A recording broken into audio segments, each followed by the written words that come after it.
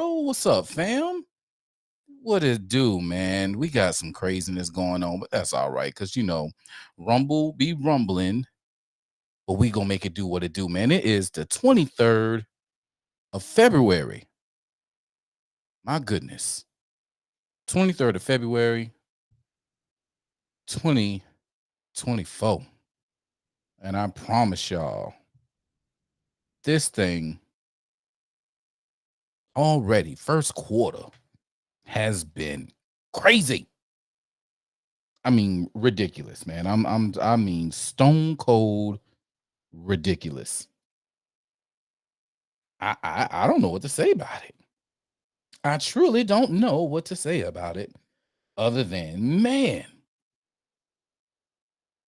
I hope y'all ready for the rest of it because this year is just going to get crazier and crazier and crazier. So get yourselves together, brace yourselves, let the world know, man, this shit ain't getting no easier. We got to talk about some shoes, some perjury, some demo, and some scammers, man. I mean, the scammers is going crazy out here in these streets, but we gonna talk about it when we get this show started. But first, as always, great music awaits. And tonight I'm going with my dog, the Poet Savant, Mr. Poet Official. The name of this track is Look Good, Feel Good. Because after the news that I'm gonna drop on y'all tonight, some of y'all ain't gonna be looking good or feeling good, but I am. So let's get to it. Friday Night Lights. Let's go.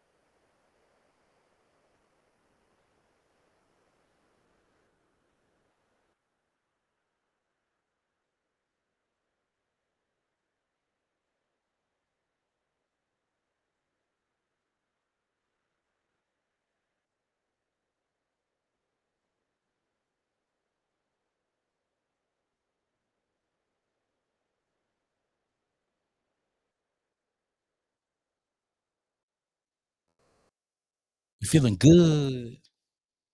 We're feeling good.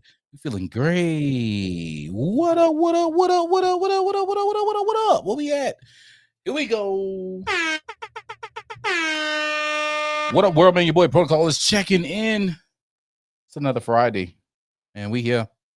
I'm feeling great, man. I hope y'all is feeling damn good, because man, after the stuff that popped off this week, all this crazy shit, man, I'm feeling great. There's something amazing going on right now. We're gonna cut to it eventually, man. I'm gonna make sure that I share this with y'all, because I think that you guys need to see this as well. And that is the homie, Mr. President. Yep, Mr. President is speaking live tonight. You know when I say Mr. President, you already know who I'm talking about. You already know who I'm talking about, man. 45. He's speaking live from the Black Conservative Federation Gala in South Carolina. That's happening in Columbia right now. As you see if I can make this here bigger for you right quick. That is a room full of African American conservatives, Black American conservatives. Look at that. Look at that. Room full of good people. I know some of the people that's roaming around this room in here. Unfortunately, I have business to take tomorrow. So because of that business, I am not able to attend. So we rocking it right here from the Yo with you guys about the news. Because, Friday Night Flights, honestly, personally, it comes before any and everything else. So, yeah, man. So we're here, but we're going to cut in and we're going to hear what Trump has to say to the Black Conservative Federation tonight. Again, it's a room full of Black conservatives, man. And Trump's going to be holding it down. So we're on Trump watch for that, man. Whenever he goes live, we will get to commence him with that. All right. Hear what he has to say. People says that, we're going to talk about it a little bit tonight. Oh, he's pandering to the Black people with the sneakers and all this. Like, the fuck out of here, man. Like, a man dropped some sneakers. Anybody who dumb enough to think that, oh, he only dropped these sneakers because he had these fines that was coming. So since those fines was coming, they had to hit him with the fines. So since he got with the fines and they hit him with the fines, he had to drop sneakers because they had to hit him with the fines. So when they gave him the fines and he rolled out these sneakers, like, really? Obviously he had, like, we'll talk about that when we talk about the sneakers. Also, we got Fanny Wanny. Oh, yeah, that's right. Oh, DA, the biggest Fanny out of GA. Fannie Willis. Or Fannie Wade, or whatever we gonna call Fanny. Yeah, boy, listen, Fanny got caught. Fanny got caught.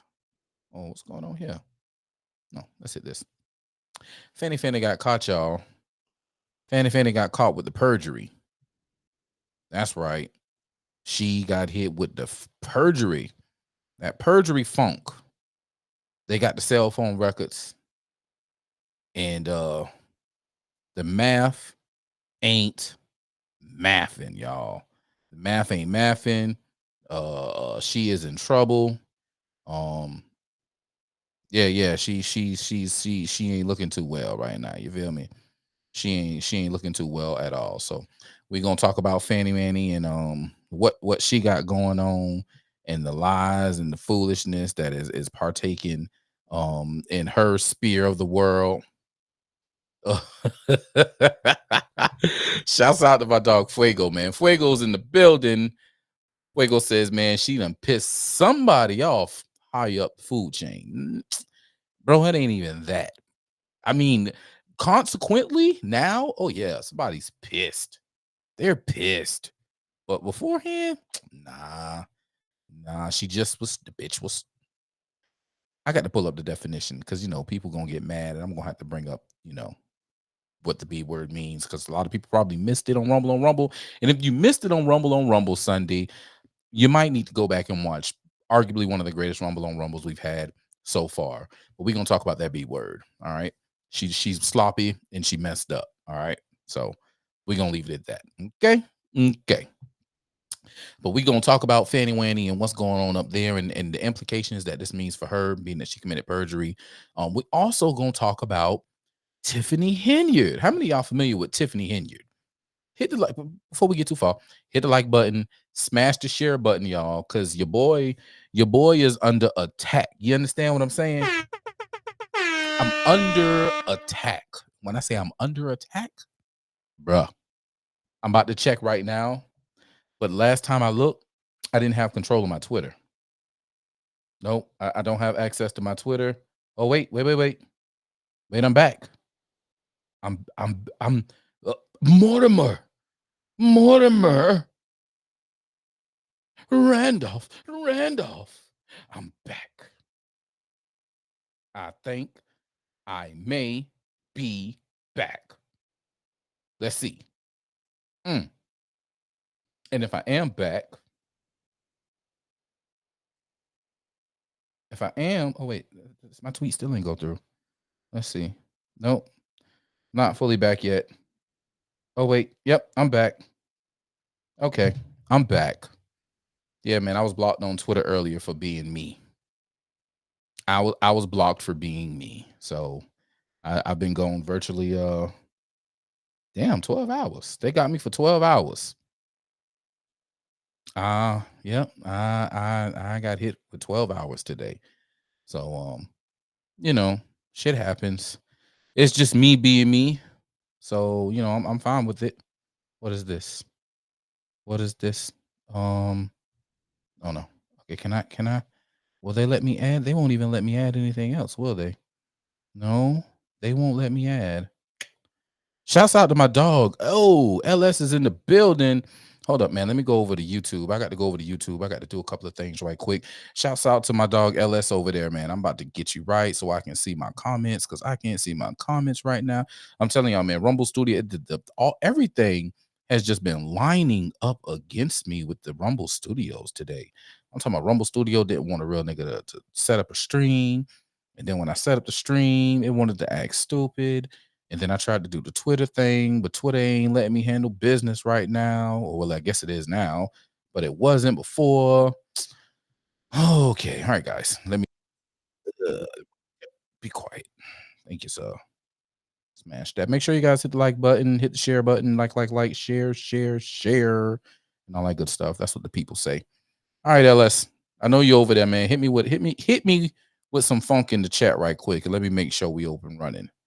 And also, who's over on Facebook? If you're over on Facebook, do me a favor, drop me something in the comments so I know that we's rocking like we're supposed to be rocking. All right. Let me go. Let's mute it. Honestly, I can go ahead and get rid of that one. All right, cool. Facebook, I see you. Whoever's in the chat over there, hit me with a little something. LS, I know you're over on YouTube. Hit me with a little something. And we're gonna get this party rolling. All right. Yeah, we still on Trump watch, y'all. We still on Trump watch. Yep. All right. Y'all ready to get this thing on the road, man? Y'all ready to take this flight off to new heights? Let's go ahead and get ourselves together, shall we? I know how we do it. We got to kick it off with the kickoff, right? Ladies and gentlemen, welcome on board Friday Night Flights with services covering everything you knew and might have missed. We're clear for takeoff and are expected to be in the air in a moment's time. We ask that you please fasten your seat belts and secure all baggage underneath your seat or in the overhead compartments. We also ask that your seats and table trays are put in an upright position for takeoff. Please make sure all your personal electronic devices, including your laptops and cell phones, are fully charged or attached to the charger in the very least. Smoking is allowed for the duration of this flight, and drinks are heavily encouraged. Thank you for choosing Real Ninja Airlines. Please enjoy your flights.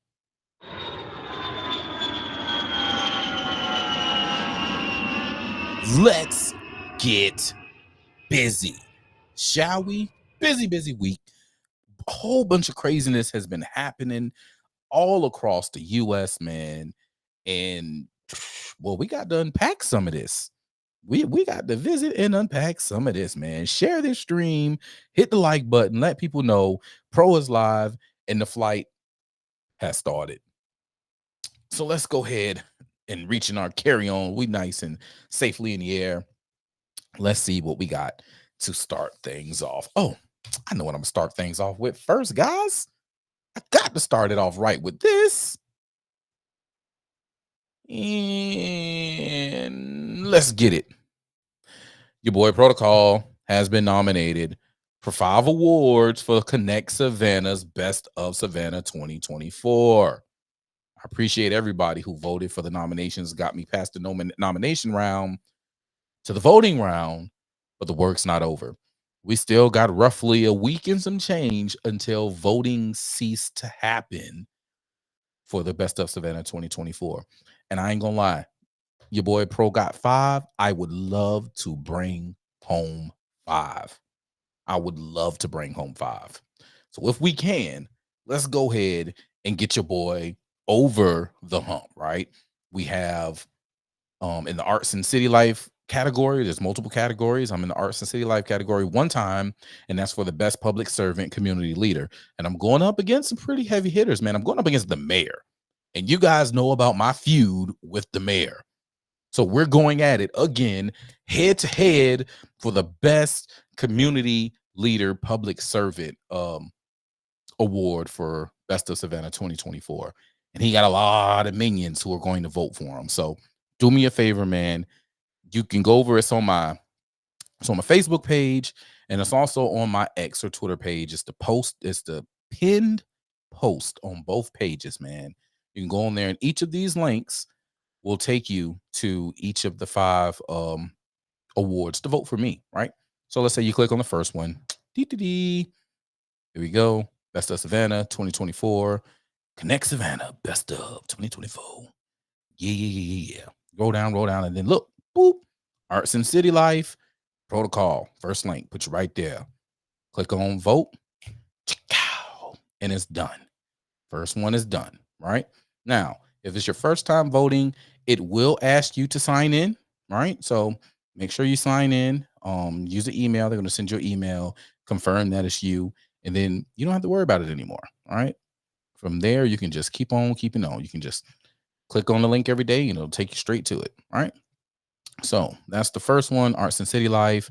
I'm going to take you to the other ones, which is located over in the media section. And again, if you click on each link that I have in the pinned post, so there's 5 of them on Facebook on the pinned post, 1, 2, 3, 4, 5, and then there's a thread over on X, and each corresponding tweet takes you to the 5 votes. All right. So then after the first one for the best community servant public leader, the next will be the best radio station. And what's the best local? The best local website. What's the best local website? None other than Rec Radio SAV. So you go ahead and drop that vote there. And then you scroll down and it asks for the best local Twitter account. There's your boy right there, Seaport Pro. Hit that vote. Wow. It's just that easy. And then you can scroll down. I don't have an Instagram. Not in the TikTok. I didn't make it in the local influencer. But we have the best local podcast. And what's better than what's the best local podcast of Savannah? That's right. The one you're watching right now, Friday Night Flights with your boy Protocol. Go ahead and drop that vote for Friday Night Flights. And then you scroll down, best local radio station, Rec Radio Savannah. Drop that vote. And that's it, guys. That's it. It's that simple. It's that simple. And then you have other things you can vote for. So if you know anybody like the meteorologist, you got Dave Turley. All right. Dave Turley's an OG. He's been kicking it. You got Jamie Ertl. See, both of them, WTLC, kicking it for a long time. Dave Turley, though, I think he's been around a little longer than Jamie Ertl. I'm going to give it to Dave because I like Dave. Jamie, I'll vote for you on another one. All right. You got other people. You got WTLC, WSAV, WJCL, and Newsmax. I don't even know how Newsmax made it to best local TV station, but whatever. And then we have the best local TV commercials, right? We already know. Do yourself a favor and listen to me.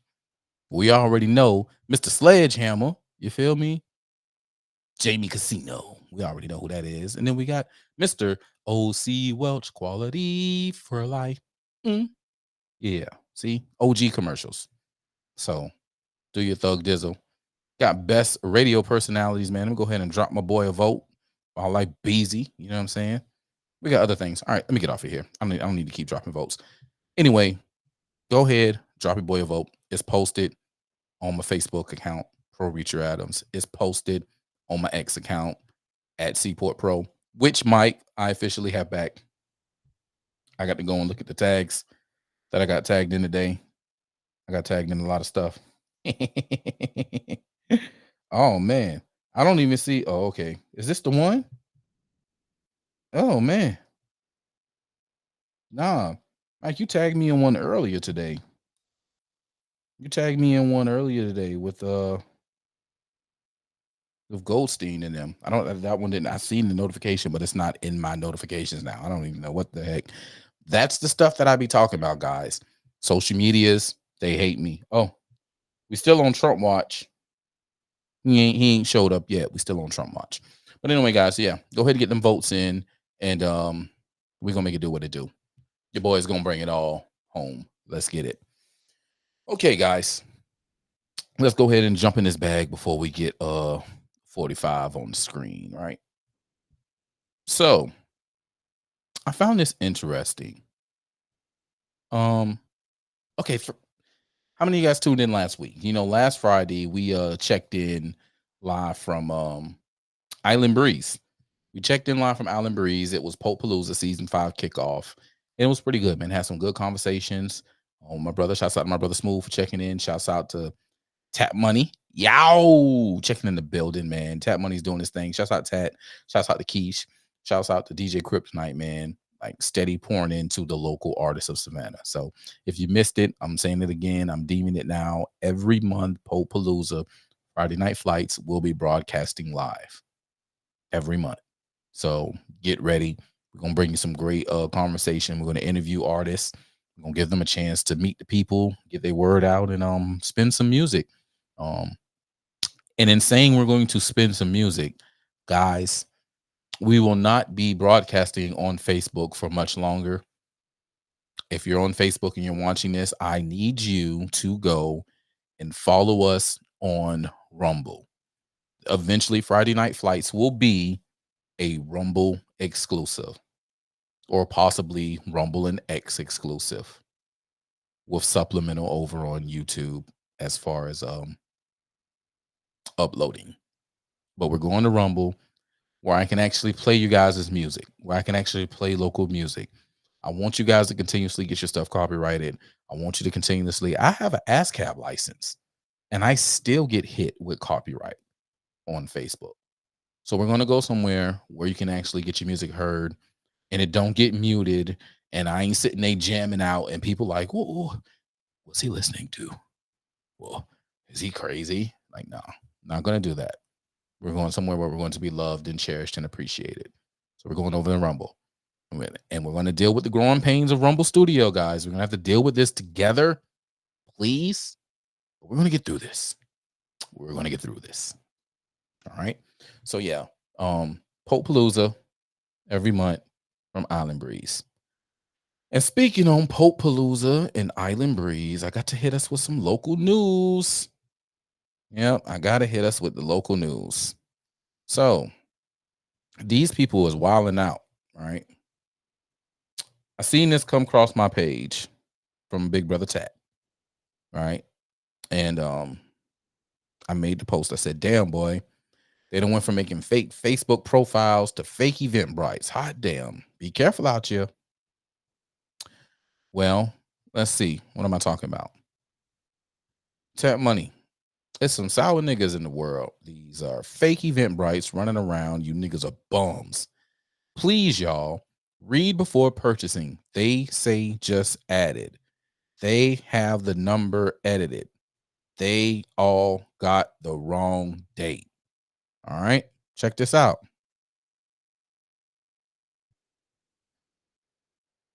These cats are literally.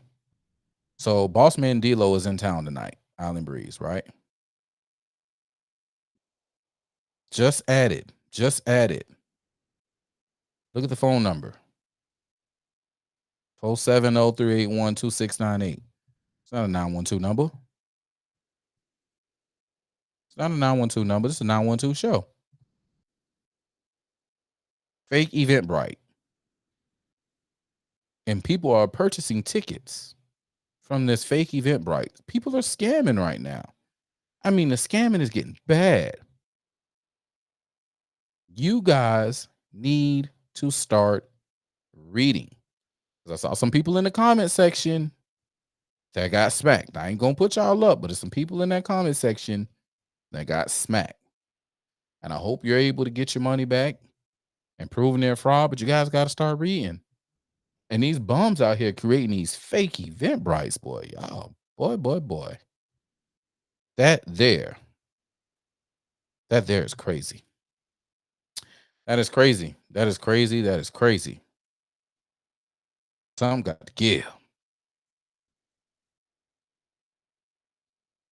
They getting wild out here, man. Y'all be seeing, like, I know y'all see the fake Facebook pages popping up, right?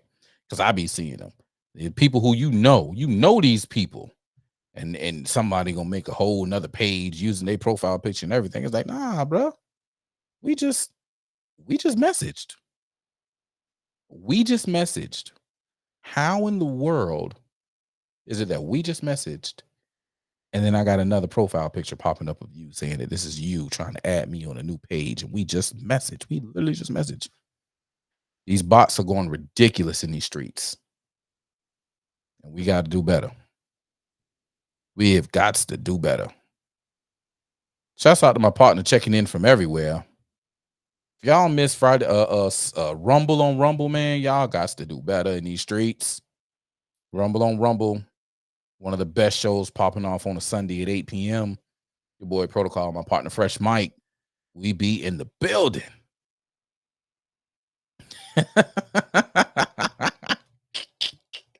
Shouts out to my boy LS. LS says Fanny got packed all over Hateville. Listen, y'all.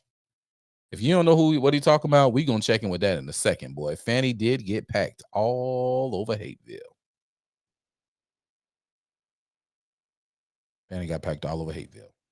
It's ugly. She committed perjury. It's ugly. It's going down, y'all. We're gonna talk about that in a minute, man. Shouts out to everybody in the comment section, man. Hit that like button if you're here, man. Hit that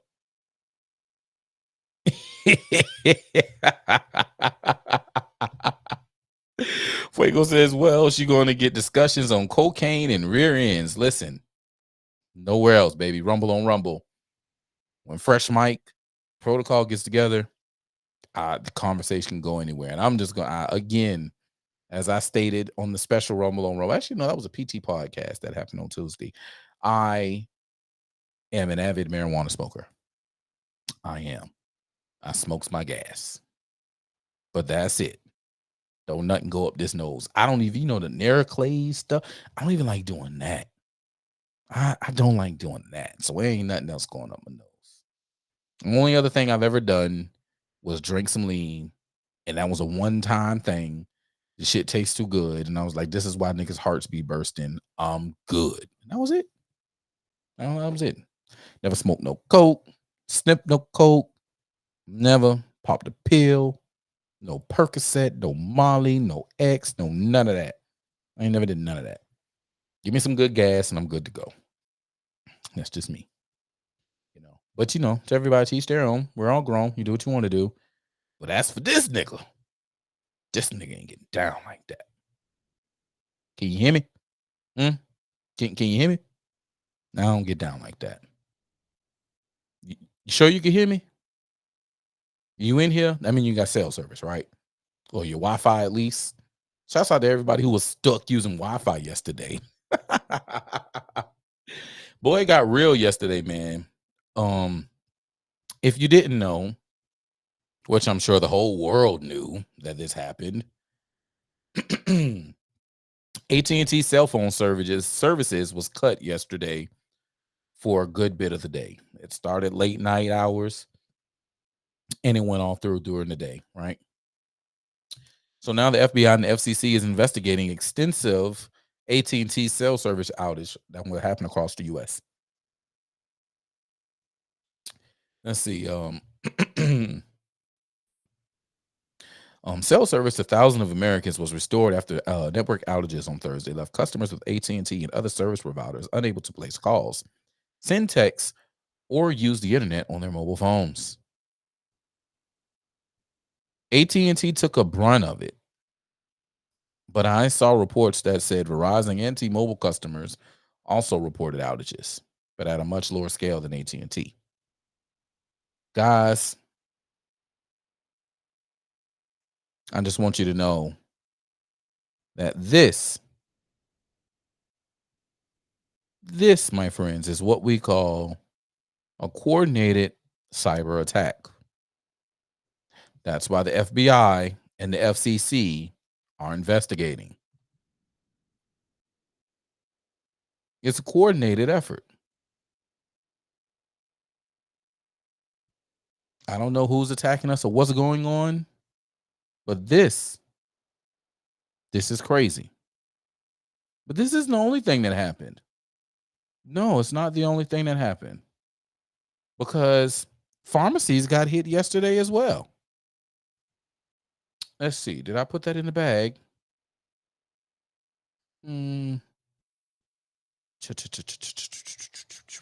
Didn't put it in the bag. So let's go on over here. Here we go.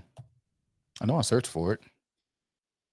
United Health cyber attack cripples pharmacies and hospitals' ability to process insurance claims. This happened. This article is from 4 hours ago. Okay. Hospitals, pharmacies, and other healthcare providers are getting stuck in an insurance processing logjam after United Health Group disclosed a cyber attack within a recently acquired subsidiary that serves as a central hub for payments across the industry. Damn. The severity of the attack started to become more apparent Thursday after United Health disclosed a suspected nation state is behind the cyber attack.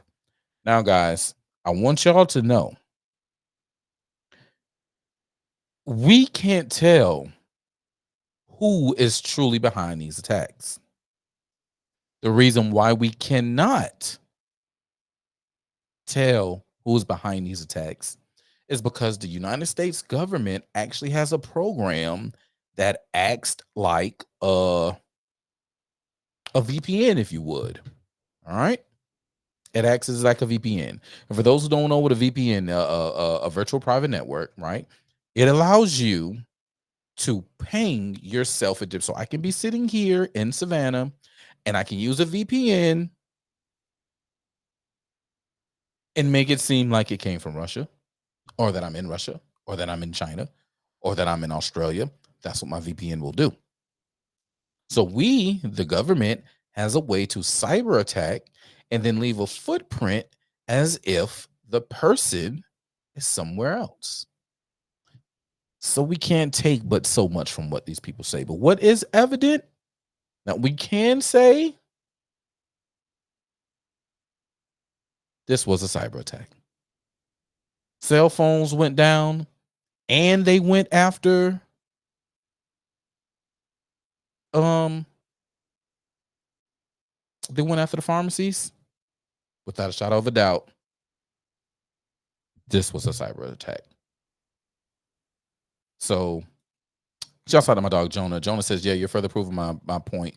Chip hack or possible hit on the pipes and non-attribution." He says non-attribution is so much more advanced than VPN. Yes, it is. But we're talking to the layman's people. We're talking to layman's. People have seen VPN. They're not super brain Jonah. You're super brain Jonah. I know that this conversation is as very low to super brain Jonah. I understand. You're super brain. You're mega mind. We're talking to the normal people, and they've at least seen VPN, right? They're on their cell phone bills, they're offering them VPNs. On their Xfinity bills, they're offering them VPNs. So we're talking to the layman's people. When we compare it to VPNs, they can understand that. So yeah, guys, non-attribution is what's going on. I can't think of the name of the actual program. It's a name for it. It is a name for it. It was highly talked about when Trump first got elected, right? It was highly talked about. Maxine Waters, she was running around talking about it when she was talking about the hammer, right? She was talking about it then. So, and all those things are going to come back into play. And no, that's the reason why all of this stuff is going on with Trump. That's why they went after him in Mar-a-Lago and wanted to get the documents, because he had the information. He knew what they did. He knew they lied. He knew they cheated in the election. He had it all, and they didn't know what all he had, but they had to run up in the house to figure out what the fuck he was keeping. And that's where we at right now, because they know that they're sick, and they're so sick they're going after him any and every way that they can. And that's why you have a Fannie Willis, but Fannie was just so damn sloppy to where it just didn't make no sense. Sloppy mother sucker. Yo, man, one time, man, put a like in the chat for for Fannie being sloppy. Hit that like button for Fannie being sloppy, man. Fannie was sloppy. We gonna talk about her sloppiness in a minute, because we gonna get into that. Because listen, mm-mm-mm, it just don't make no sense. But before we get into Fannie and her sloppiness, let's talk about somebody else who's just as sloppy, if not worse sloppy. Yeah, we gonna call her worse sloppy. Y'all know who I'm talking about? I'm talking about Supermayor Tiffany Henyard. Y'all familiar with Tiffany Henyard out of Dolton? She's in Dolton, Illinois. Tiffany Henyard. All right. Tiffany Henyard is under FBI investigation for some things that she did. There's some missing money going on in man. Listen, y'all. We gonna go before we we gonna go to my dog, man. So, guys, if you aren't familiar with this young man by the name of Nate the lawyer, you need to get acclimated with Nate the lawyer. Look at that. Nate just dropped something 2 hours ago. We ain't gonna get into that one though. I want to get into who is Tiffany Henyard. And he got a lot of, man, he got some things on Tiffany Henyard, y'all. He got a whole lot of videos. So y'all make sure y'all check out those videos. But we're going to click on this one right here. We're going to run with this one right here. All right.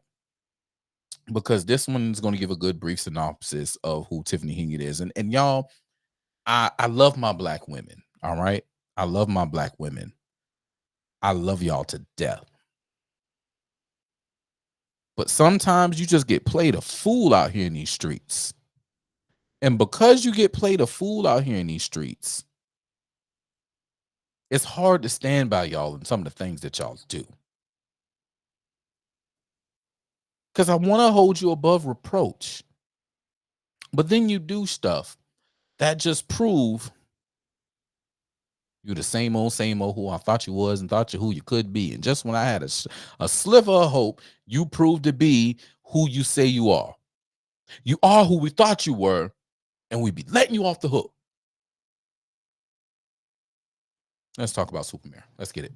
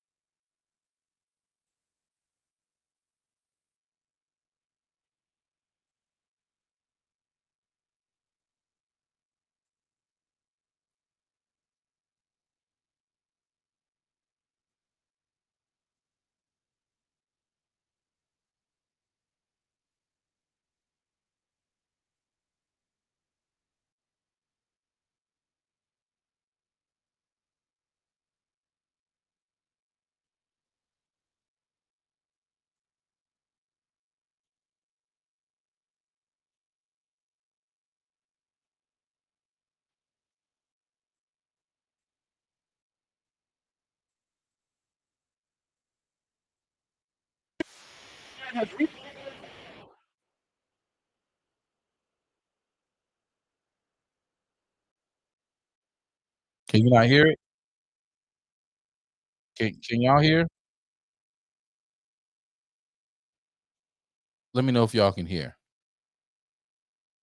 Let me know. I'm gonna pause it right there. Y'all let me know if y'all can hear. Fuego says he can't hear. Is there anybody else who can't hear? You can hear me, but you can't hear Nate the lawyer. Anybody else can't hear Nate?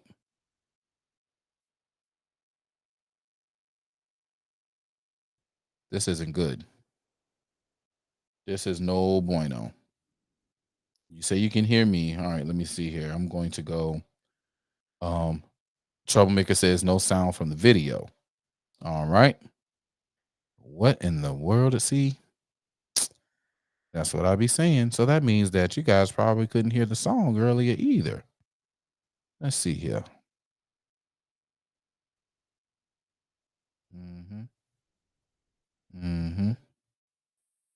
I sound fine.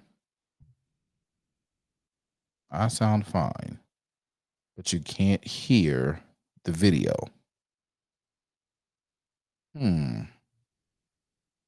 What in the devil is going on here? You wasn't here for some. Yeah, I know you didn't come in till later. I saw when you came in, Jonah. Trying to figure out here why you guys can't hear the video.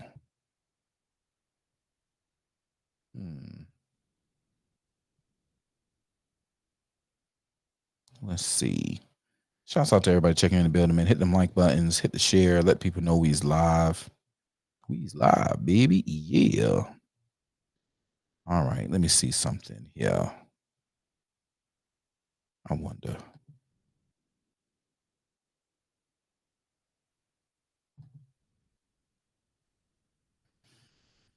All right, guys, let me know. I'm going to do it this way, and y'all let me know if you guys can hear the audio now. Okay, so we're back with another video about Tiffany A. Henyard. We've done about 5 or 6 videos about this lunatic mayor from Dalton, Illinois. And I mean, she is a lunatic. Now, all right, I played some of it. Could y'all hear Nate the lawyer just now? Yes. All right, cool. I don't know what the world they got going on. Jeez. All right. I gotta do a little differently, but that's all right. We're gonna run it like this. Let's take it back to the top. Let's go. And she got into a bit of a scandal. She's maybe been using some tax dollars for things she shouldn't have. And listen to her explanation of kind of why she did it and how we should all treat her. An Illinois mayor is getting national attention for the way that she's spending taxpayer dollars. Now, critics say you can't turn your head in the Chicago suburb of Dalton without seeing the name of Mayor Tiffany Henyard. Oh, this is Dr. Grande. Today's question is, can I analyze the case of Tiffany Henyard? Just a reminder, I'm not diagnosing anybody in this video, only speculating about what could be happening in a situation like this. She like a rapper. She hopping at the whip with security like Drake. Well, you're a public servant. What you doing? Wait till y'all see what the money she spent. So the super mayor Tiffany A. Henyard has recently gone viral for some new stuff. And y'all sitting up here beating and attacking on a black woman that's in power. Y'all should be ashamed of yourselves. Let's talk about it.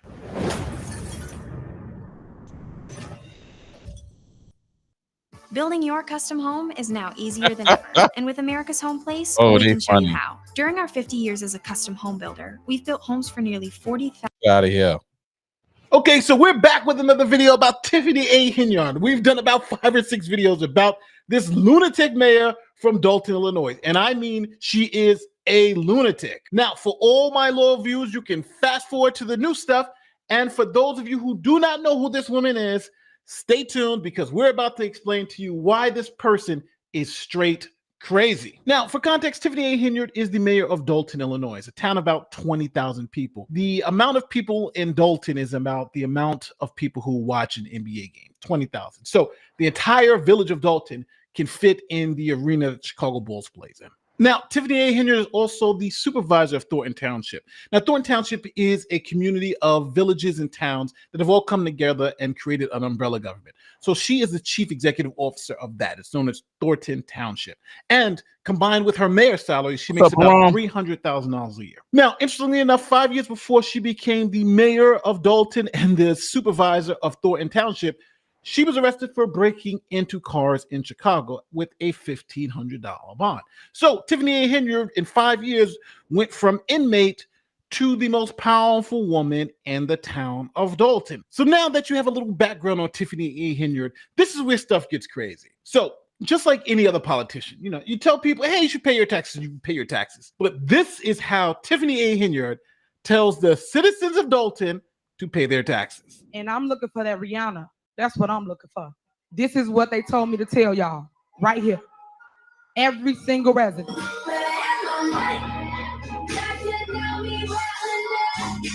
On this song, Pay me what you owe me. Facebook. I'm gonna talk during it because I don't own this Thank song. you, DJ. And then that is like the beginning of it. See, she's been having like a war with the city council. So you would think, you know, arguing over politics is one thing, but Tiffany A. Henyard says, hey, you know what I'm just going to do? Lock them out and not allow them to vote. The mayor locking the trustees out of Village Hall tonight, forcing them to have a meeting out in the parking lot, all of which has Dalton residents shaking their heads in disbelief. Then she gave a child sex offender a badge and told him to go into people's homes. 46-year-old Lavelle Redmond is close friends with Dalton Mayor Tiffany Henyard, who in September hired Redmond as a code enforcement officer without the village board's approval. Redmond served 25 years in prison for the brutal gang rape and beating of 2 young teenage girls in the 1990s. And we haven't even talked about her spending all that taxpayer money in Las Vegas. You didn't go to Las Vegas? Mm, What is that? no comment. You don't know if you were in Las Vegas? Of course I do. Were you? It's not paid by them. Did you fly first class to Las Vegas? Any other questions? Actually, yes. Mayor Henyard and other top officials traveled to Sin City in May to attend a shopping center conference. It's unclear if it helped Dalton land any deals. The credit card records do shed some light on tax dollars spent at several restaurants near the Strip, including Cafe Hollywood and Hot and Juicy Crawfish. They show township taxpayers also spent money on the Vegas trip on everything from steak dinners to hotels, and $3,741 just on Henyard's round-trip flight. Then, in a shocking move, the president of the United States invited Tiffany A. Henyard to the White House. I am in the White House. Tiffany Henyard has a taste for travel. Y'all see what the Dems do? This is what the Dems do. This is what they do. And let's go.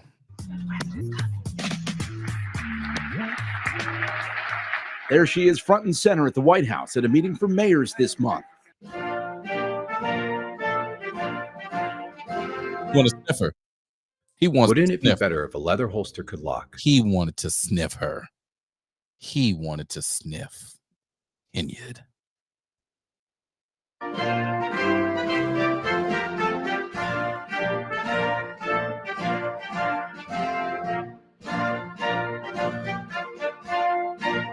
Now, things are going so bad for the two governments that Tiffany Henyard runs.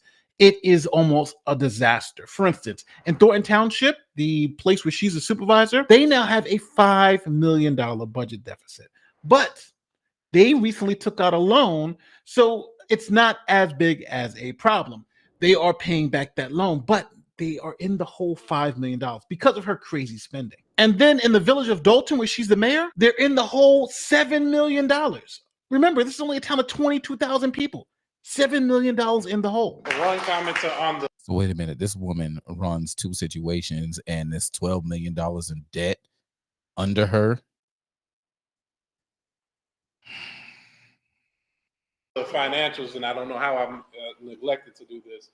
When we talk about the deficit, last fiscal year through May, the deficit was $2.5 million in our operating account. This year, through the report we got, which was September 30th, I pulled that up as you were speaking. So from May through September, there was an additional $4.2 million of deficit. So you couple those two together, the deficit is growing and it's approaching 7 million. So with deficits everywhere, what is the mayor going to do, right? She's going to lose re-election. So she said, well, let me do this. Let me get $1 million of the taxpayer money and give it away on Facebook. Now, suburbs are scratching their heads tonight after Dalton Mayor and Thornton Township Supervisor Tiffany Henyard promised $1 million giveaway, which turned out to be public funds. Henyard posted a message on her personal Facebook page earlier this week asking people to tune in to a live Facebook broadcast last evening for an announcement that she said could change their lives. $1 million giveaway in honor of Black History Month. Now, the most shocking thing about this whole Tiffany A. Henyard thing is that she was elected by 82% of the vote, which is insane.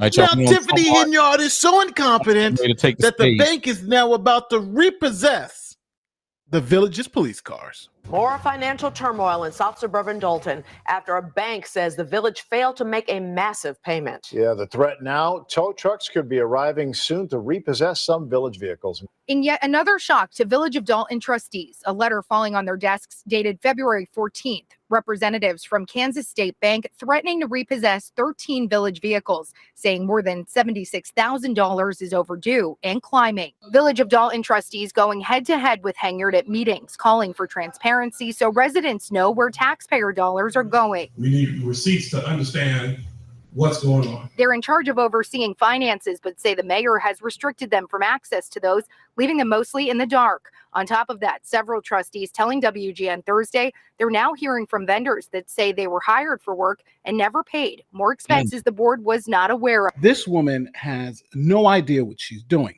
And on top of that, I think she is a diversity hire. She's someone who's totally incompetent, but because she had the right skin tone, she was given a pass. And now that pass is turned into multi-million-dollar budget deficits, money being spent who knows how, and all of these unintended consequences. When someone hires you because you're Black and not because you know what the hell you're doing, whenever anyone criticizes you, you really know why they hired you. So the criticism is not because you're doing a bad job, it's because you're Black. And that's what Tiffany A. Henyard is going viral for right now. She is complaining that the Black people who are supposed to be supervising her as mayor are criticizing her. And she now is pulling the I'm Black card. Because if you criticize me, you're criticizing a Black woman in power because you really are a racist. Because y'all got false narratives out there and y'all should be ashamed of yourself. Y'all Black. Y'all are Black. And y'all sitting up here beating and attacking on a Black woman that's in power. Y'all should be ashamed of yourselves. All the stuff that y'all did to get people to come to our community, to just diss and down our community. Shame on y'all. So you got that? Because she's a Black woman in power, she's supposed to be above any type of criticism. Listen, she's literally giving away $1 million of taxpayer money, right? It's a total sham. The whole thing that she's doing is a sham. And she knows it. And she knows that you can't fool everyone all the time. Now, from the Attorney General's office investigating her, to the FBI allegedly investigating her, to all these other things that she has going on, it is a lesson, I think, for those Black citizens who voted her in with 82% of the vote. You voted as someone because they were a Black woman. And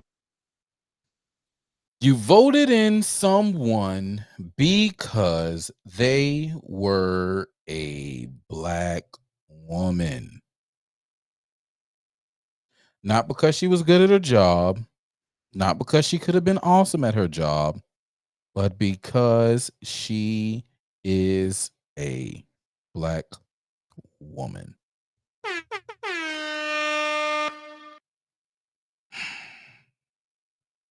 And now you telling me I can't even address the fact that she's messing up because she's a Black woman? Nah, that's some foolishness. That's some grade A foolishness, you guys, that Pro is not rocking with. I'm not rocking with it. I'm not rocking with it. Nope, not gonna do it. I'm gonna tell you like this here. Earlier I said, since I'm talking about, listen, my old lady don't like it. Okay, that's fine. God's still working on me. But me, personally, I love words. I love the dictionary. Tiffany Henyard, you seen how she carried herself. She told the people of her city, bitch, you better have my money. All you taxpayers, bitch, you better have my money and pay me what you owe me. Well, since she opened the door to call people bitches, let's talk about this bitch. And when I say bitch, I mean a very bad or unpleasant woman. All right. A woman that you strongly dislike or hate. Right. Now, guys, we're at the Britannica dictionary. Okay. This definition is found in the Britannica dictionary. All right. I'm not in Urban Dictionary. I'm in the Britannica dictionary. Give me a like if you feel that. Smash that like button if you feel where I'm coming from.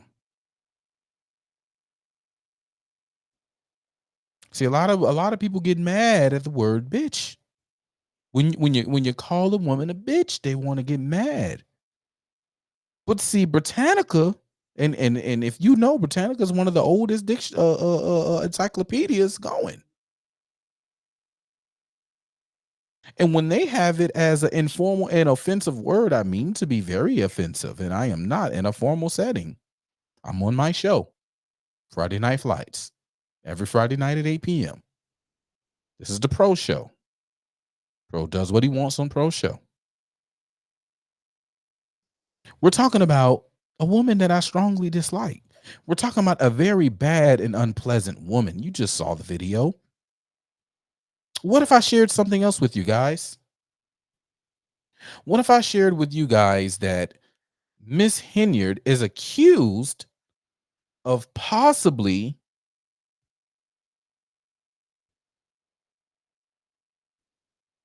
attempting to murder another trustee? What if I told you this? What if I told you that is what's going on? Guys, tell me if you can hear this audio as I press play. Tell me if you can hear this audio. Take charge. Start your comeback today at purdueglobal.edu. This is going to be the year you become the you. So, critic of Illinois Mayor Tiffany Henyard believes that she ordered a drive-by shooting at her home. This is going insane. Come on. All good? All right, cool. Now, 4 months ago, I did a story on a very little known town with a very little known mayor named Tiffany Henyard. I was essentially the first to cover the story of her madness. And since then, the story has exploded like a bomb. This is from the mayor of Dalton, Illinois. Her name is Tiffany Henyard. And she got into a bit of a scandal. She's maybe been using some tax dollars for things she shouldn't have. And listen to her explanation of kind of why she did it and how we should all treat her. An Illinois mayor is getting national attention for the way that she's spending taxpayer dollars. Did the same Now, thing. critics say you can't turn your head in the Chicago suburb of Dalton without seeing the name of Mayor Tiffany Henyard. Oh, this is Dr. Grande. Today's question is of the madness. But now I think things have... Let's go right here. No, I do not. Now, that is a short list of the badness. But now I think things have gotten to a new level because people are saying that they're being shot at for disagreeing with this mayor. This comes from the New York Post. A vocal critic of embattled Mayor Tiffany Henyard believes her home was sprayed with bullets at the behest of the official during a bitter feud between them last summer. 2 cars belonging to tenants of former Village of Dalton trustee Valerie Stubbs, a retired member of the Cook County Sheriff's Office, were riddled with at least 9 shots in July. Here is the video of that shooting.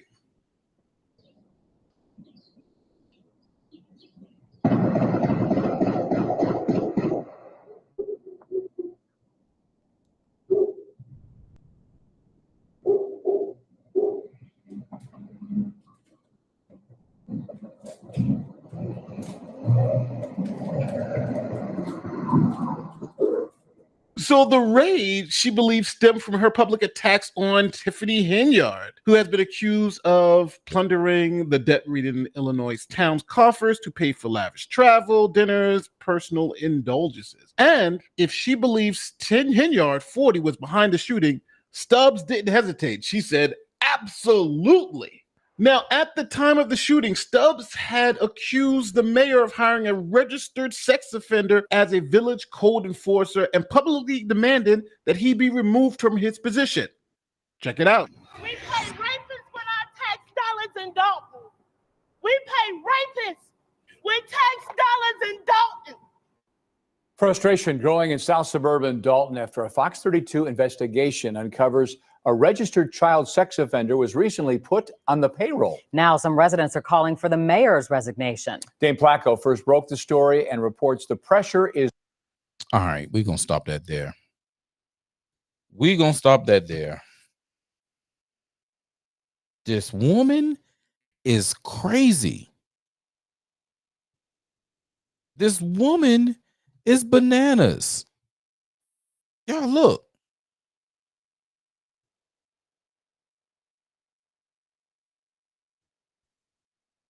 She's being investigated by the FBI, y'all.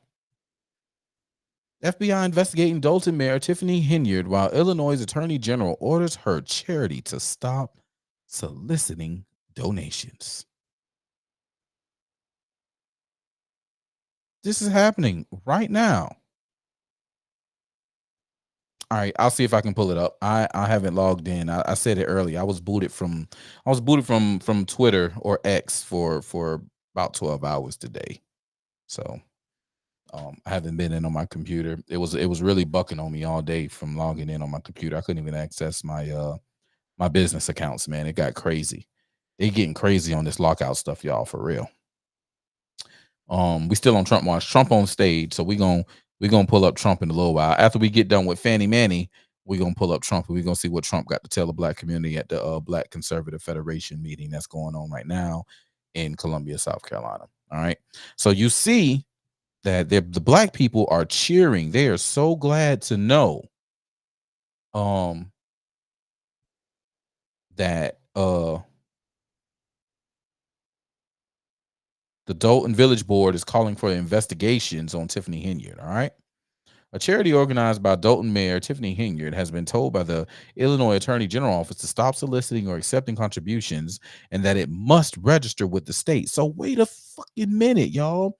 She had a nonprofit that was accepting money and wasn't registered with the state. Yo, she signed off on her township to donate money to her nonprofit, and they're not even registered with the state. Yo.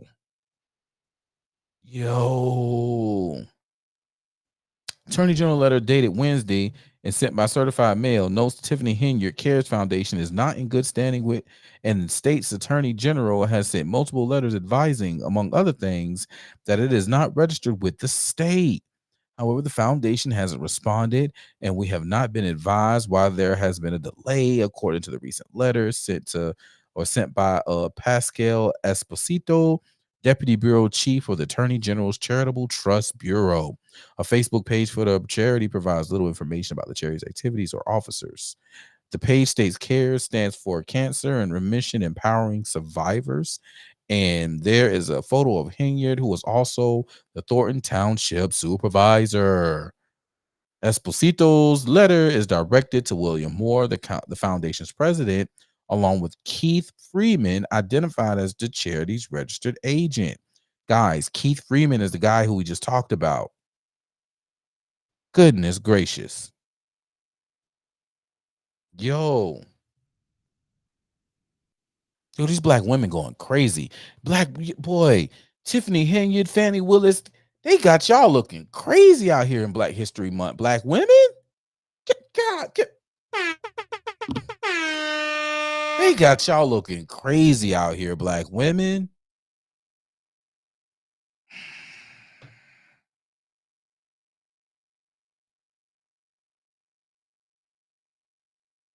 Y'all got the nerve to be talking about a Trump. Y'all need to get your own affairs in order. Because y'all out here looking mad dumb right now, son. Y'all looking mad dumb. Goodness gracious, great balls of fire. All right, y'all. Let's keep on. Let's talk about the crazy bombshell news that dropped today. I know y'all heard. Yo, share the stream. Let the people know. Let the people know. Pro live, and he's going crazy right now. Excuse me. Because it's time. It's time to talk about the biggest fanny of them all. That's right, guys. Fannie Willis is up on the docket. She's familiar with dockets. Boy, boy, boy. Cell phone records dispute Fannie Willis and Nathan Wade's relationship timeline, the Trump team says. Fulton County Special Prosecutor Nathan Wade regularly visited District Attorney Fannie Willis' neighborhood before she hired him to work on former President Donald Trump's criminal case, according to a new affidavit for Trump's legal team that may contradict the relationship timeline Wade and Willis described in court, y'all. Oh, shit. Boy, Fannie Willis committed perjury. Nathan Wade committed perjury. Check this out. Hey, go to keep that now, y'all. This is Forbes. This is Forbes now. I'm not on anything QAnon related. I ain't in nothing far right wing. This ain't Breitbart. We is on Forbes. Wade visited the area surrounding Willis's condo near Atlanta at least 35 times between January and November 2021. He was hired to work on the Trump case, according to an affidavit from a private investigator hired by Trump's legal team, citing AT&T records that link Wade's phone to the cell tower closest to Willis's condo. The pair had over 2,000 phone calls and exchanged over 12,000 texts from January to November of 2021. The investigator, Charles Middlestat, wrote in an affidavit, his name is Middlestat. He wrote an affidavit Trump's lawyer filed as part of their request to have Willis disqualified from the case, alleging her romantic relationship with Wade constitutes a conflict of interest in the case. Not only does that constitute a conflict of interest, they perjured themselves on the stand. They perjured themselves on the stand.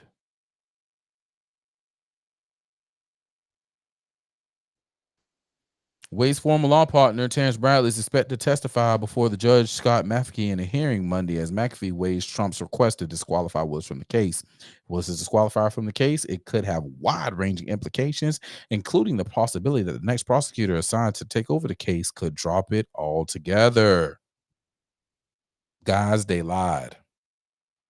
They lied, they lied, and they lied. You don't believe me? Check it out. Sir, okay. Did you and Miss Willis go to the Hapeville condo prior to your relationship starting the beginning of 2022? Prior to having physical contact, prior to having intercourse, did we go to the Hapeville condo? Again, you keep going to intercourse. I'm trying not to, but fine. The answer to that, my question would be yes. Did you and Miss Willis go to the Hapeville condo prior to what I want to say November 1st of 2021? Yes. Okay. And the purpose for going to the Hapeville condo with Miss Willis prior to 2021 would have been what? Or prior to November 1 of 2021? Could have been any number of things, because at that time, that's what I'm asking. So tell me. Yeah, could have been any number of things, because at that time, she had a friend living in that condo. Miss Yurdy lived in that condo. Okay. So, maybe it was my question was poorly worded. Let me try again. Your answer is yes. Prior to November 1st of 2021, you would have gone to the Hapeville condo and been there with Miss Willis, correct? Yes. And you would have been there, as you indicated, for many reasons, right? Yes. Can you give me just list a few of the reasons? Miss Yurdy resided there, went to visit her, maybe went to talk about a document that I received. You would go to the condo to talk about a document that you received? Absolutely. Okay, go ahead. Absolutely. Any other reasons? None come to mind. None come to mind? No, sir. And would you say that was frequent? When I say frequent, do you think prior to November 1st of 2021, you were at the condo more than 10 times? No, sir. So it'd be less than 10 times. Yes, sir. So if phone records were to reflect that you were making phone calls from the same location as the condo before November 1st of 2021, and it was on multiple occasions, the phone records would be wrong? If phone records reflected that, yes, sir. They'd be wrong. They'd be wrong. Okay. Where did you live during that time period? Same place I live now. Which is not in Hapeville, correct? It is not in Hapeville. It is north of Atlanta, the city of Atlanta, correct? It is. Okay. And any other reasons why you would be in the Hapeville area on multiple occasions prior to November 1st of 2021? Let's see. The Porsche experience is there. I'm sorry? The Porsche experience is there. Okay, so that would have been one. Any other reason? Yes, sir. The airport is there. Airport in Hapeville. Yes, sir. Delta Airlines is headquartered there. Let's see. Restaurants there. Okay. You know what's funny? You know what's funny with this? Okay, he's done. He's like, all right, you got it. Like, lawyer's gonna say, okay, nigga, shut the fuck up. We got your dumb ass. The lawyer already knew. The lawyer already knew that he had been calling Fannie Manny upwards of 2,000 times. He knew that they had something like 12,000 text messages. There's even one point in time that's in this information, you guys. There's one point in time where Fannie calls him at about 11:30 at night, and he stays on the phone from the time he leaves his house to the time he gets to Fannie's. Now let me see if I can find my boy right quick. My boy, this is arguably, guys, one of the, so there's two lawyers that I follow for sure, and that is Nate the lawyer and my dog Robert Gouvet. Robert Gouvet did a video earlier today. Okay, he went live. So here we go. He did the video your platform to perform on. All right. I just pressed the Yeah, we know you pressed the let's go live button. Let's get to it. Let me see. Charles Millstat. All right. Yep, here we go. Dang, I'm good. Good. I got right to the good stuff. All right, here we go. All right, here we go. All right, y'all.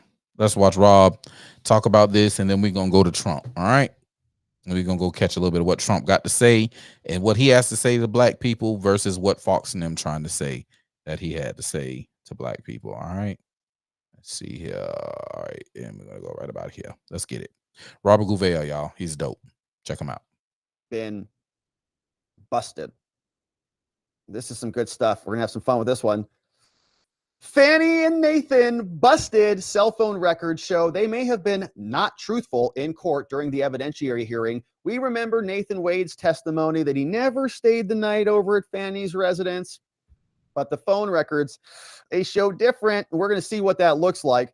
This is an affidavit that got submitted from Trump's attorney, remember, Steve Sadow, and he asked some questions of Nathan Wade during the evidentiary hearing that we covered in depth here. And one of those questions was about, how many times did you go over to Fannie's residence? Was it less than 10? Nathan Wade had a bunch to say, but it turns out they had some phone records that show, based off the triangulations, that Nathan Wade was over there a lot more than he testified to. And that is now being called out. The question that begs, of course, is did Fannie and her office lie about this? Did Nathan perjure himself to the court? And was Fannie right there behind him doing the same? Now, Fannie's office is creating a rapid reaction force. They're trying to assemble this. CBS News is reporting that they're trying to get a response on this to say that the cell phone records are fake and probably Russian disinformation or whatever they're going to come up with. Probably racist cell phones. And they'll issue a response, and we cannot wait to see what that sounds like. And Jim Jordan is also communicating that they have been talking to a whistleblower from Fannie's office who says that they misappropriated a government grant. So Fannie and Wade are clearly busted. let's see what this affidavit looks like, because it is juicy inside. In Fulton County, Fannie and Wade busted. This is a supplemental report, an exhibit from the defense filed by Trump's attorney, Stephen Sadow, Georgia bar attorney, and he is submitting this in Fulton County, the case of Georgia versus Donald Trump. This is in front of Scott McAfee, and we've been waiting for some updates on what is happening in this proceeding, and McAfee has rescheduled this for an evidentiary hearing follow-up on March 1st. And we're going to be here covering that one as well, so be sure you're subscribed wherever you're watching. This is what Trump's team said. All right. Dear Judge McAfee, President Trump hereby files this corrected. There was a previous filing this morning that had a word that they had to fix. We'll share what that is when we get there. But this is Trump's proposed supplemental defense exhibit. We were talking about this back during the evidentiary hearing, and here it is. It consists of an affidavit from our investigator for the Trump team called Charles Middlestat. And he is here certifying that there was an analysis done on cell records. They used CellHawk to create reports, and those have been attached as exhibits. And remember, Judge McAfee has been saying, I need to look at a bunch of additional things before I issue my ruling, including attorney-client privilege between Terrence Bradley and other stuff. So Nathan Wade has already submitted in a previous filing that we read here that there should be no review of anything from Terrence Bradley. Like, they're really protecting themselves, circling the wagons so that there is no access to this material. And then boom, Sadow just came back out and says, we got the records right here. So records and reports that are attached as exhibits, saying the CellHawk analysis and the reports, as well as the certified AT&T records, which we were also waiting for, they have been provided electronically via a cloud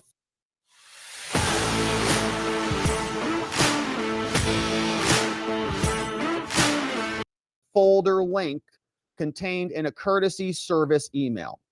And we really like to have access to that folder, you know, really like to see it. Mr. Middlestat, the author of Exhibit 38, he's also available to testify. So if you have any questions for our private investigator, we'd be happy to provide him to you. Here's what they say.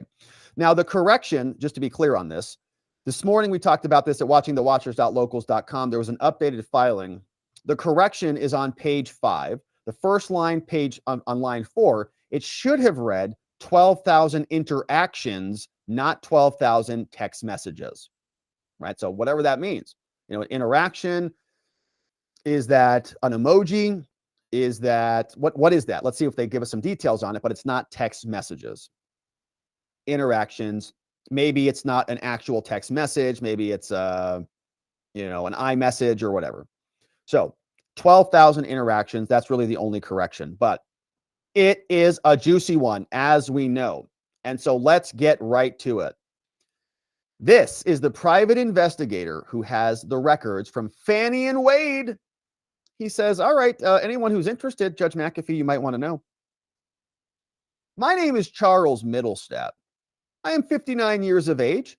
I am a criminal defense investigator working with attorneys Steve Sadow and Jennifer Little on behalf of President Donald Trump in this current case. Now, in conjunction with counsel of record for Michael Roman, that's Ashley Merchant, on or around February 9th, Charles says, I personally served a records request upon AT&T and their subpoena compliance center. The requested documents included the voice call and the text history, as well as a specialized location data for AT&T number ending in 5822. Who does that belong to? Nathan Wade. Now, there's some questions about how they got access to this, and I haven't seen anything officially on the record. We had a great friend on our members only stream called Kenneth, who said that there's, in Georgia, apparently some of this might be public record, right? Cell phone records might be considered public record. All you got to do is file it, and you can get the metadata for the records. But there's a big question about this, and whether or not Fannie in her response is going to say this was unlawful, or this should be suppressed, or Judge, you can't look at this, or whatever. So we're going to see where they got it, but it's interesting they got it. Now, on the morning of February 15th, 2024, Counsel received a response from AT&T containing an encrypted link to the requested records, and I was provided access to the zip file containing the response from AT&T.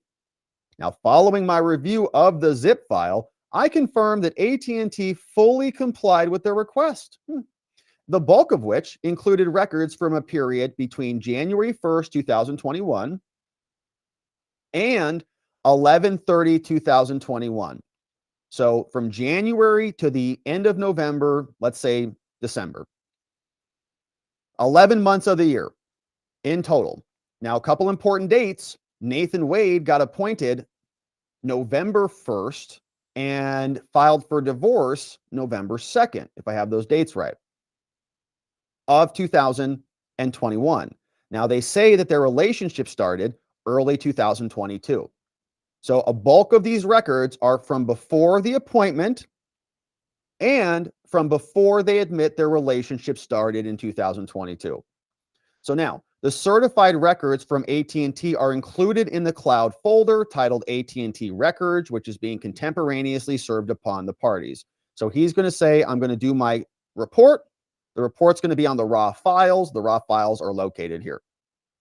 Now, upon receipt, when I got these records from AT&T, I began using an analysis using Leads Online analytic tool called CellHawk. Now, CellHawk is considered by law enforcement to be the gold standard in cell phone records analytics. It is used throughout the United States and by Georgia law enforcement agencies and should be well known to Fannie and the Fulton County District Attorney's Office. Ooh. She knows how to use it because they do this type of stuff.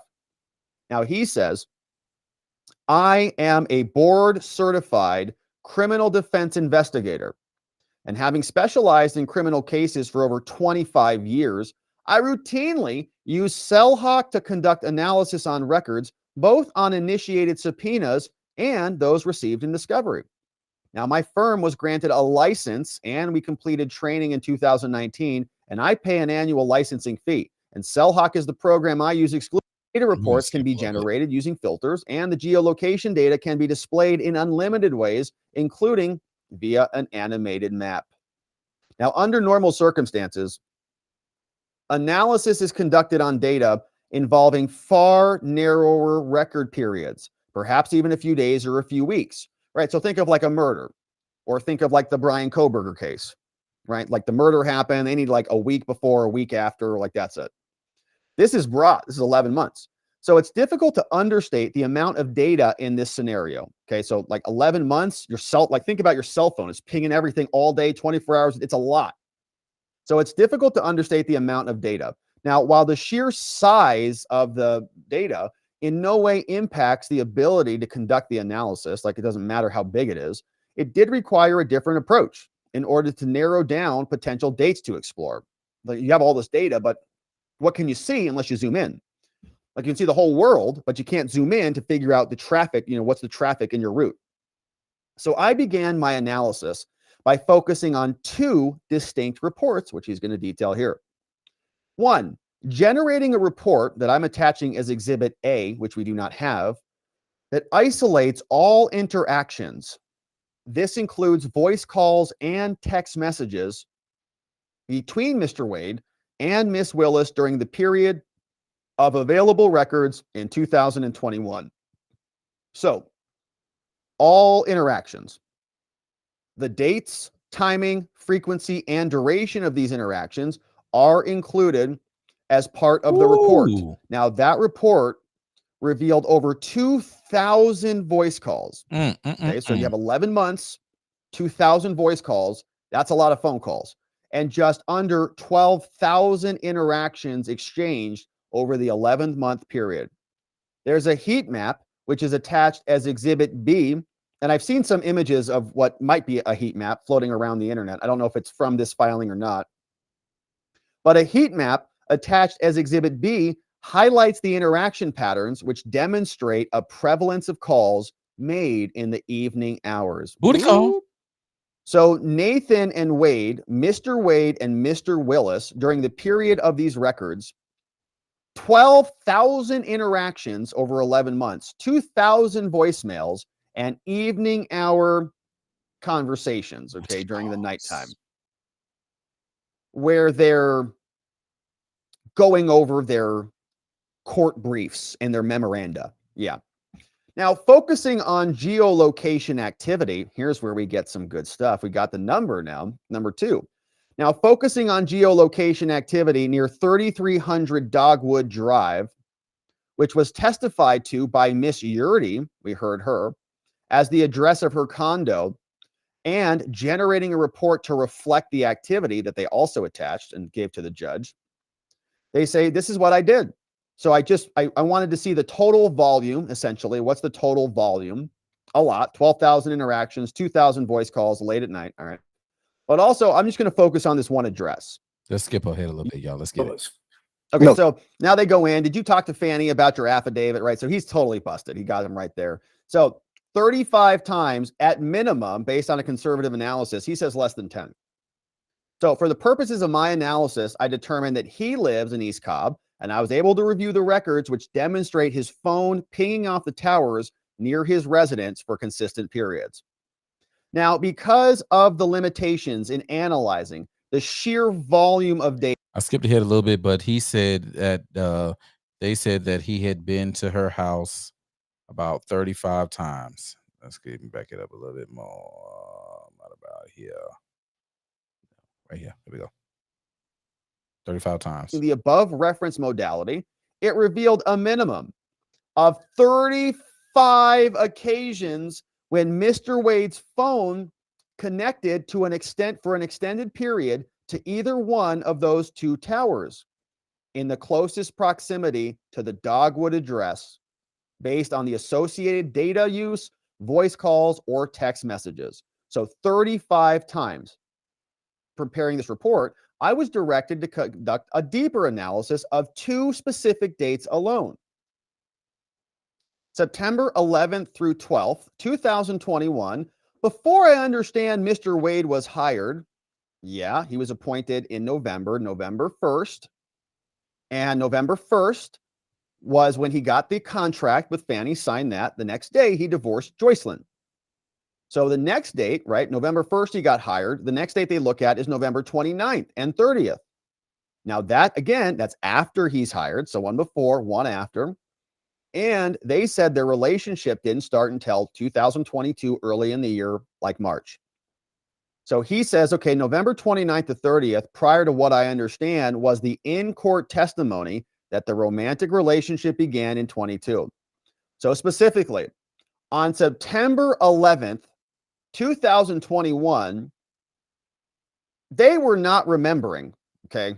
They forgot. They were focused on other things. And Mr. Wade, his phone left the Doralville area and arrived within the geofence location at the Dogwood address at 10:45 p.m. Nathan Wade is in the geofence in that area, 10:45 p.m. on September 11, 2021. Now, the phone remained there until September 12th at 3:28 a.m. That's a night over. That's a spend the night, man. They said that never happened. 11:45 p.m. to 3:28 a.m. Now, I know they have a hard time with definitions. Like Fanny doesn't know what gift means when she's filling out her official disclosure forms for the county. Nathan Wade doesn't know what marriage means. These are 2 lawyers, by the way, some of the smartest in Fulton. That's why they're there. And he doesn't know what a marriage means when he's filling out his legal documents in his interrogatories in his divorce. They can't figure it out. So what does an overnight mean? I don't know. They'll probably have a whole answer to that. And I don't know what it's going to be. But this is pretty clear. 10:45 p.m. You go to bed the PMs. You wake up in the AMs. That's an overnight. Busted. So their testimony, okay, in court is perjury, if that's true. If Nathan Wade went over to her house and spent the night, that's it. He lied to the court. You ever stay the night there? No. Fanny, ever stay the night? No. Wrong. What's your cell phone doing over there? Maybe Fanny had to borrow his cell phone or something, right? She went over to pick it up and borrowed his cell phone. I can't wait for their excuses. It's going to be great. So the phone remained there until 3:28, at which time the phone traveled directly to cell towers located in East Cobb County, consistent with his routine, pinging at his residence in that area. So he comes over, they indict each other from 10:45 to 3:28. And then he goes home. Indict each And other. that's scandalous, man. Is he trying to sneak back in before his wife wakes up? Or maybe she was out. She was not there at the time. She was in Texas, he says. So, scandalous hours. They're not doing legal work. He's not like, oh, I have a brilliant idea on how I can take out Trump. Or I have a brilliant idea. Oh, what's that, honey? I know how we can give Sidney Powell a diversion deal where she's not even going to be convicted. Like, they're not doing legal work, okay? Because they haven't gotten any convictions thus far, and they are not getting closer by the day. In fact, they're getting opposite from that. But the phone arrived back in East Cobb at 4:05 a.m., and the record demonstrates that he sent a text at 4:20 a.m. to Miss Willis. And you know what text that is? That's the "I'm home safe, baby. I made it home." Because she says, Fanny, she's in love with him. She loves him a lot. She's like, they kiss each other as he's walking out to the car. It's 3:28 in the morning, and they're very scandalous. They just got done in their scandal. And so they're sneaking around. It's 3:20 in the morning. She says, text me when you get home, baby. He says, I will. I love you. He drives home. I made it. I'm home. and they're busted. And it's on record, right? 4:20 in the morning. She's like, oh, good. You're home safe. Sweet. So additionally, on November 29th, Mr. Wade's phone was pinging in the East Cobb Towers near his residence. Guess what happened next? Following a call from Miss Willis, she gives him the old Fanny call at 11:32. Hey, baby, what are you doing? What are you up to tonight? She goes, 11:30, I'm going to bed. Well, why don't you rethink that? Fanny's got a hankering for an indictment. He says, well, Fanny gets what Fanny wants. I'm on my way, baby. Now, while the call continued, his phone left the East Cobb area. So phone call comes in from Fanny. She's like, I need glass. She's very demanding. I need glasses. I need water. And I need copies of my motions now. So she calls Nathan. She's like, you know what I need? Get over here. He's like, all right, I'm on my way. Hold on. Now, the call continued. He's racing in the car, straightening himself up over there. And just after midnight, he's on the road. He arrives within the geofence area located at 12:43 a.m. It's a little bit of a drive over there, over an hour or so. So then he arrives on November 30th, 2021, 12:43 a.m. So she wants a booty Fanny call. He hops in to action. He springs over there. 12:43 shows up. They do the old hibbity-dibbity. Phone is there until 4:55 in the morning. Yo. So chat. So the perjury, right? We ain't start smashing until 2022. He ain't never stayed the night. He never been over to the crib like that. Fanny done. Fanny committed perjury. These bitches got these black women looking crazy out here in these streets, y'all.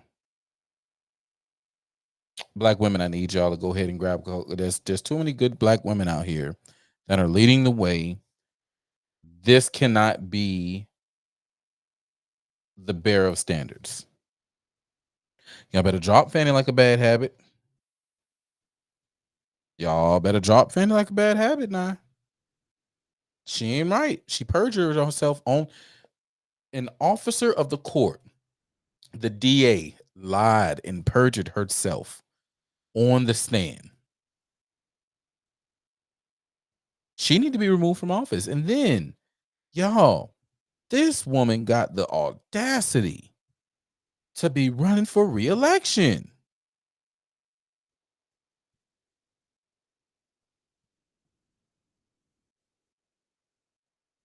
She is running for re-election.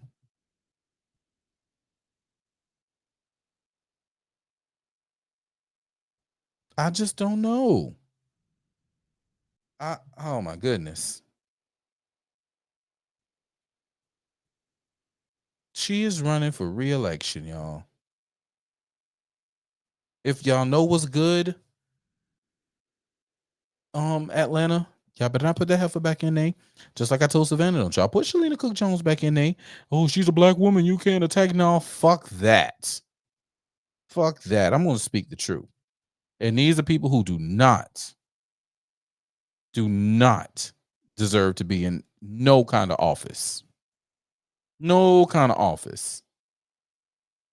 Yeah, bro. She is running for re-election.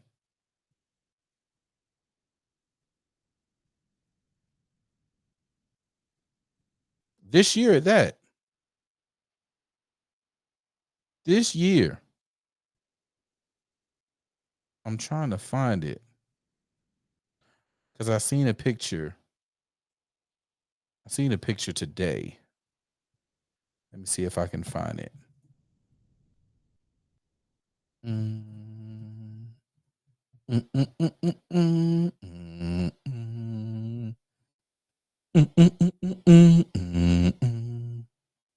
Nope, it's not on none of those. I got a bunch of notifications over here on Instagram. Oh, shouts out to One Last Hope. Go ahead and follow the boys back. So, oh man. All right, guys. I gotta find it. Maybe it's on Twitter. She shouldn't be allowed to. She shouldn't be allowed to check parking meters at this point. You're so right. You're so right, man. I got to find this picture, man. She is so up for re-election. And oh my goodness. Yo, I still can't log into X. Yo, look at this shit. I told y'all, man, they smacked me earlier. They smacked me because I told the dude that if he was an ounce of the man that he portrayed to be, I'd slap him. I'd pimp slap him is what I said. And this is what y'all, do y'all see this? Yo, I'm watching now. X.com. Oh, I'm in. Oh, okay. Oh God. Okay, we on.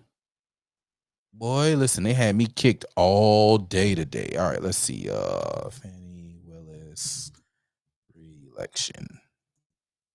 Let's see if we can find this. Nope. All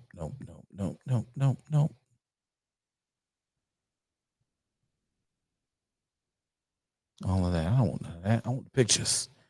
Give me the pictures. Here we go. I still ain't got full functionality.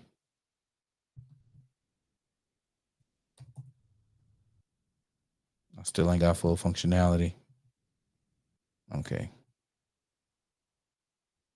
All right, let's go back. Let me see. I think Fannie is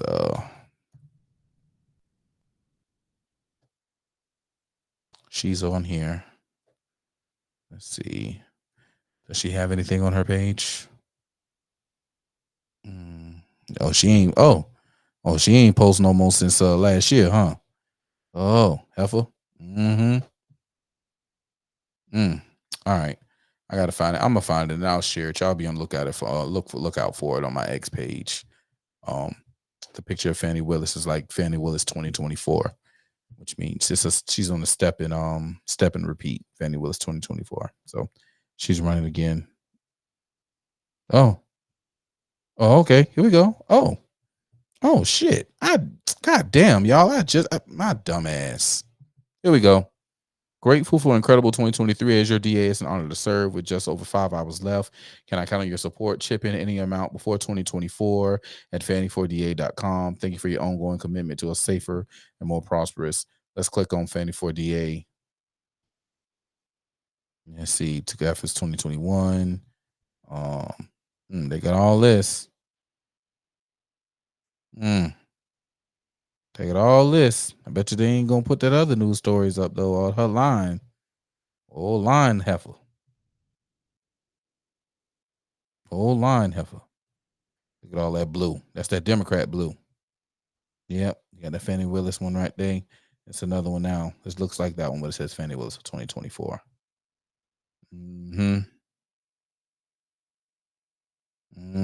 Look at this. Fighting government corruption and defending taxpayers. And you the biggest corrupt one of them all in Fulton County. Fannie. Oh, Fannie. Oh, Fannie Pack. Yeah. So look at all these dummies. They probably gonna line up again. Y'all better not line up for that heifer again. Y'all better not do it. You better not do it. Anyway, guys. So that's that. Fannie, you're fucking up. Yes, troublemaker. She also admitted to campaign finance violations as well. She sure did. There's a whole lot of stuff going on.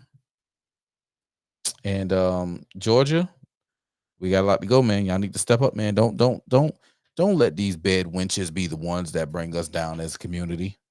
We talk about the Candace Owens, and we can talk about her too, but let's talk about these other heifers. Let's talk about the DAs like Fannie Willis.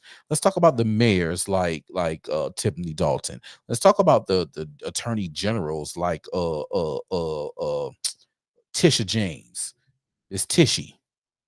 It's funny. You got Tishy, you got Fannie. What's up with all these black women with the booty references names, huh?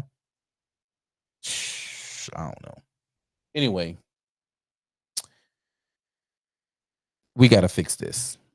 Because these heifers is bringing us down. And it's Black History Month.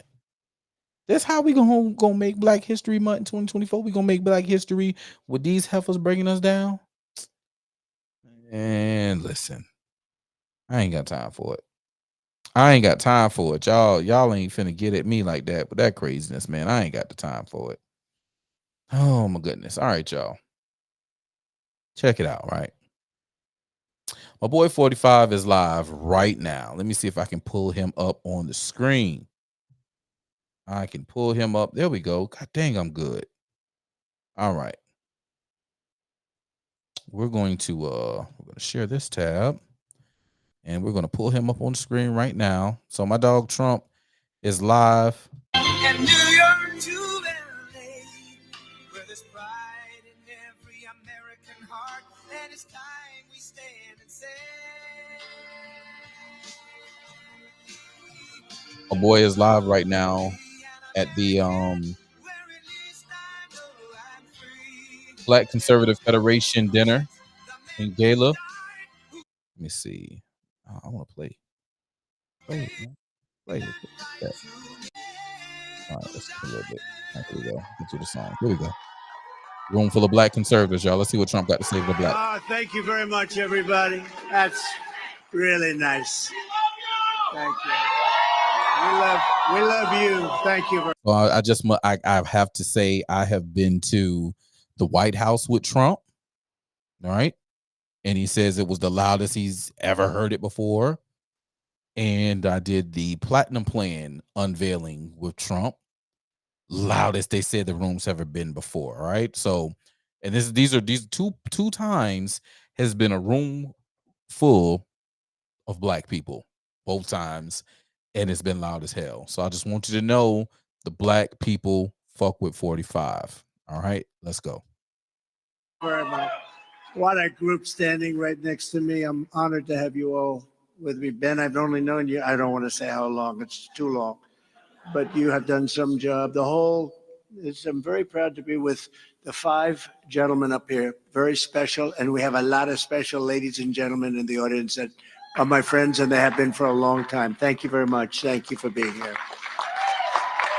And I'm thrilled to be here tonight with crooked Joe Biden's absolutely worst nightmare. Hundreds of proud, black, conservative American patriots. The worst nightmare. Together, we're part of the greatest political movement in the history of our country. It is the greatest movement, I think, without question, in the history of our country. And it's done great things. And then we had a little interruption. But the interruption's not going to last much longer. Shut up, and we're going to have a tremendous victory. It's going to be even, I believe, greater and probably more important even than in 2016. That was now number 1, but I think this is going to be something very, very special. Over the past 8 years, we've energized the Republican Party. and we've expanded the Republican Party. You and I have made it bigger, better, and so much more interesting than ever before, and much more important than ever before.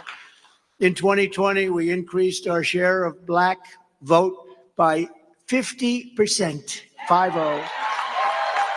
And we earned more votes from African Americans, Hispanic Americans, and Asian Americans than any Republican in generations. This hasn't been, you go back many, many decades, and we're really honored by it. We're on track now to smash. You see what's happening. The polling's coming out, and they go, wait a minute, there must be a mistake here. They're saying Black people really like Trump. There must be a mistake. These guys know it's no mistake. They're saying, what's going on? We had one today, 28%. We had one at 31%. And, you know, I hate to say, when I looked at Romney, does anybody know Romney? Didn't he get 4%?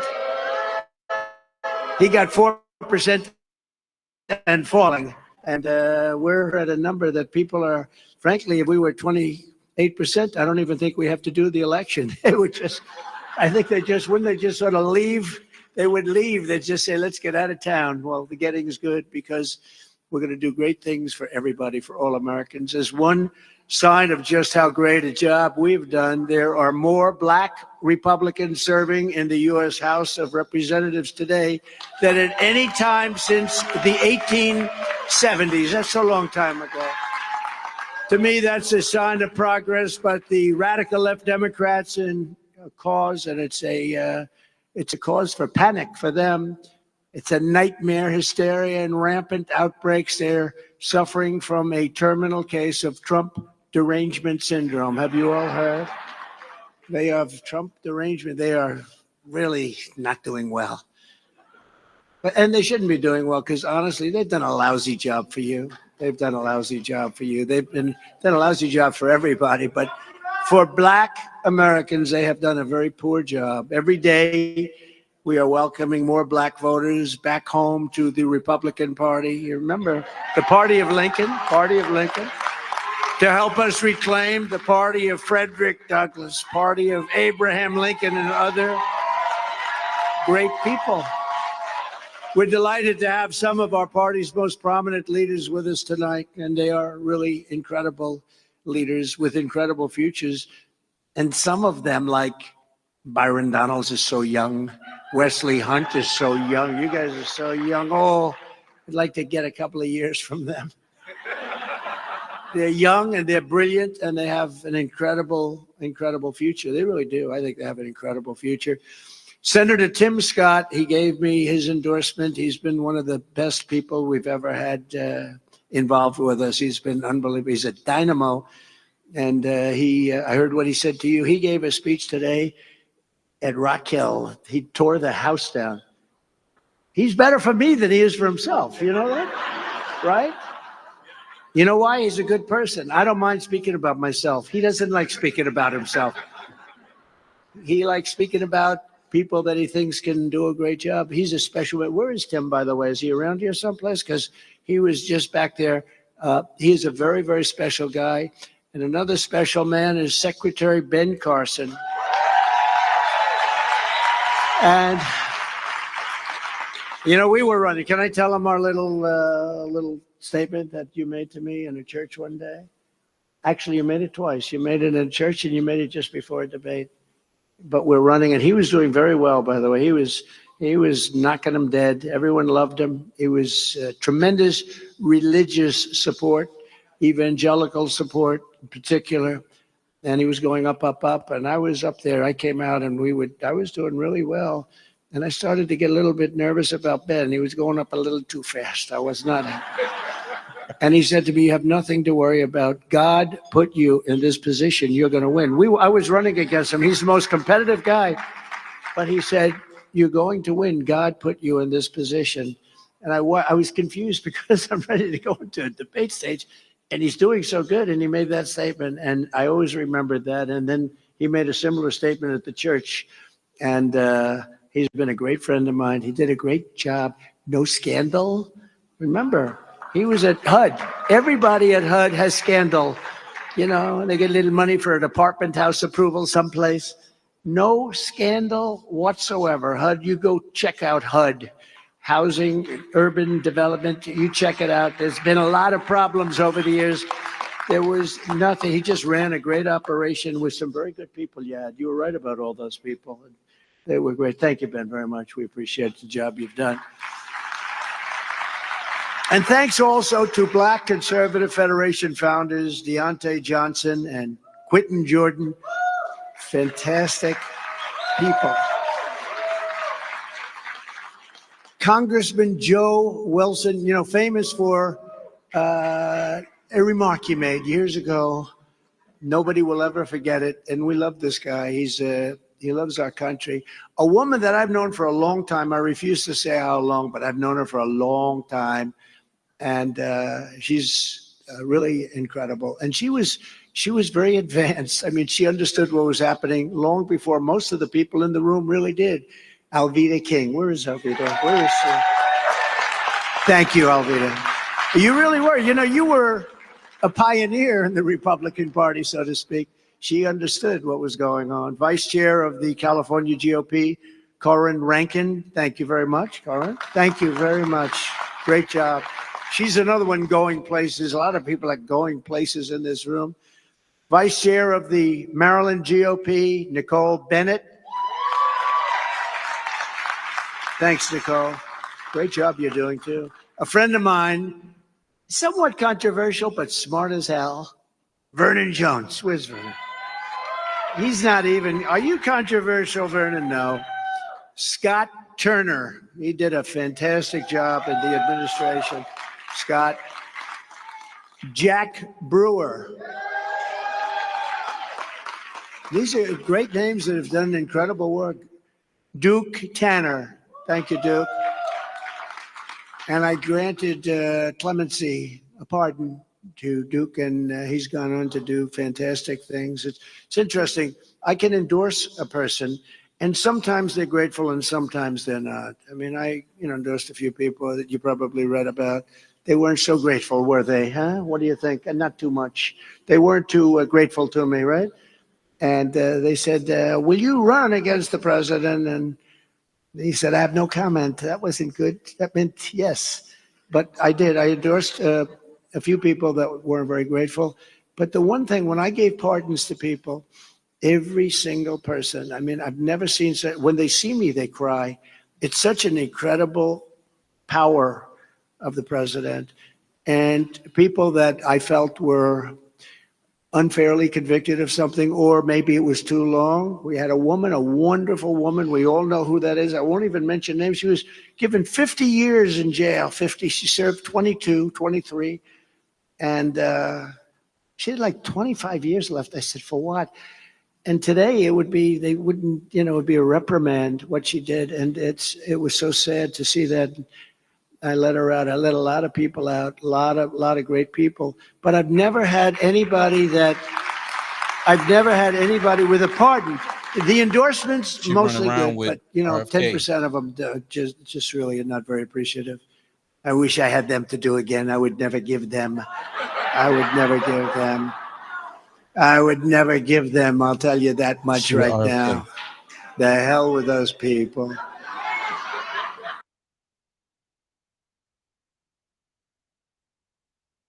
Oh, Rumble. Okay. But when I pardon somebody, I've never had anybody, I would never give them. But I've never had anybody with a pardon. The endorsements, mostly good, but 10% of them just really are not very appreciative. I wish I had them to do again. I would never give them. I would never give them. I would never give them. I'll tell you that much right now. The hell with those people. But when I pardon somebody, I've never had anybody get out and said, oh, I don't like him. I never liked him. I'd like to run against him. I'd like to do. They see me and they literally start to cry. People with records and people that had some big problems, and they're cleaner than anybody else in the room. When you give a pardon, they're expunged of everything. They're the cleanest people. I often say, this guy who had a rough life is cleaner than anybody else in the room, all dilettantes, right? They say the cleanest, but it's something that I really appreciate. So We appreciate some of the people that I gave pardons to are in this room, and we all know who you are. I know who you are, and it was my honor. It was my honor. A man who I really like, and he's a hell of a pastor, I can tell you that, Pastor Mark Burns. Mark, where are you? Where's Mark Burns? He's a great guy. Good. These lights are so bright in my eyes that I can't see too many people out there. But I can only see the black ones. I can't see any white ones, you see? That's how far I've come. That's how far I've come. That's a long way, isn't it?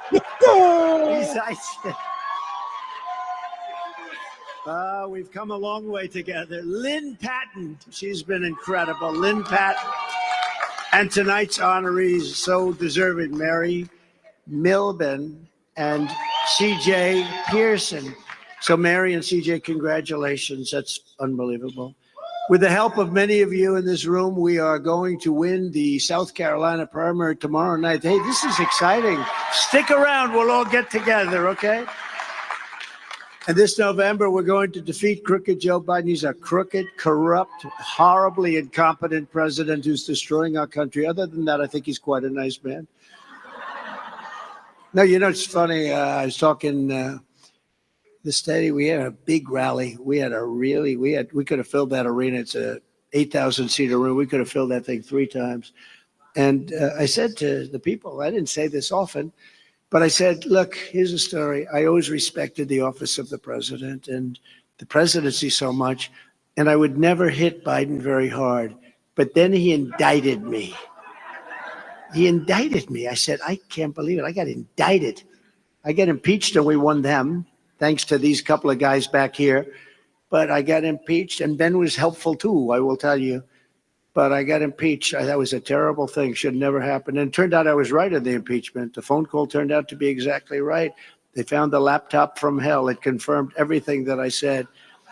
They actually go around now saying, you know, we shouldn't have impeached that guy. He was absolutely right. But we beat him twice.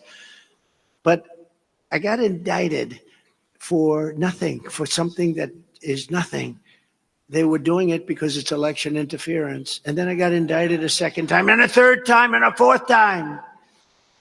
And a lot of people said that that's why the black people like me, because they have been hurt so badly and discriminated against. And they actually viewed me as I'm being discriminated against. It's been pretty amazing. But it possibly, I don't know, maybe there's something there. But I got also sued, and a lot of it comes right out. All of it comes out of the Justice Department, or it comes out of the Democrat Party. And it's a disgrace. This is like a third world country. And I say often, Alphonse Capone, I don't know if you know who Alphonse Capone is. This was the roughest, meanest gangster in history. I've been indicted more than Alphonse Capone, Scarface. If he had dinner with you and if he didn't like the tone of your voice, he would kill you that night. You would never see your family again. You were dead. I got indicted. My parents are looking down, say, how the hell did this happen to my son? I never heard the word practically. But we're going to do something that's great for our country. We're going to make America great again for everybody, but we're going to make America great again also. And I'm not sure I can say necessarily again in this case for African Americans. We're going to make America great for all of our country, but for African Americans. And maybe we have to leave the word again out. You understand what I mean? Because maybe there is no again. We're going to make it great for you and great for everybody. And that's important. Our country's gone through hell. And in many cases, our country is in hell right now. And we're going to turn it around. We're going to turn it around fast for everybody. And I think you're going to be very happy. A big start tomorrow. We won, as you know, Iowa in a landslide. We won it by twice the record. We had the biggest margin ever times 2. That's not bad. We did a number nobody thought. And in all cases, it's been higher than our expectations or anybody's expectation. We went to, as you know, New Hampshire, and we got more votes than anybody in the history of the New Hampshire primary. Then we went to Virgin Islands and Nevada. In Virgin Islands, we won all of the delegates. In Nevada, we only got 99.7%. We won. So that's 4. And I heard Nikki today. Nikki, wonderful. I will never run against our president. He was a great president. Don't forget, she worked for me. But a lot of people don't realize I actually moved her there because I wanted to get Henry the governorship, if you want to know the truth. That was very important. And he's been a great governor. And Peggy, they've been a great couple. But that was actually, it was a big factor. I said, well, if I move her over, she'll probably be okay, but we'll get a great governor for a state that I love. I've always won here. I won the primaries and I won the elections. We never had a loss here, Ben, right? We never had a loss. But so, Nikki, we're going to see how that all turns out. But we have a big deal tomorrow. And it's so important that everybody get out and vote because we want to win by big margins because the big day is November 5th. And we have to send a signal that we're coming. We have to send a signal. Our message to the Black community in this election will be a very simple one. If you want strong borders, safe neighborhoods, rising wages, good jobs, great education, and the return of the American dream, then congratulations, you are a Republican. It's pretty simple.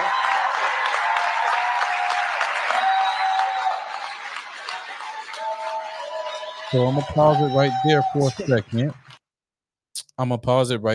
second. And make sure you hit that share button, y'all.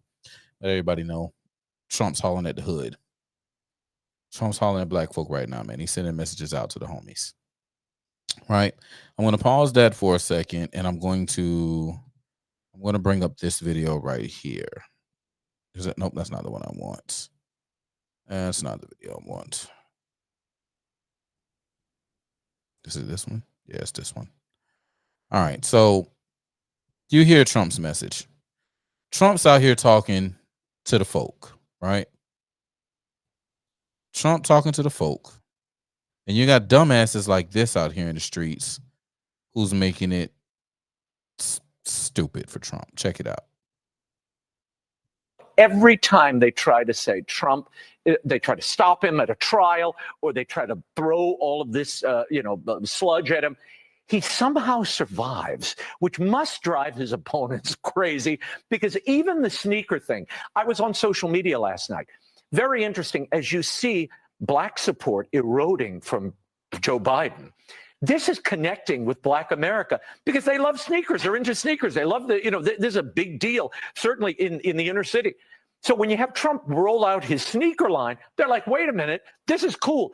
He's reaching them on a level that defies and is above politics. The culture always trumps politics. And Trump understands culture like no politician I've ever seen. All right. So because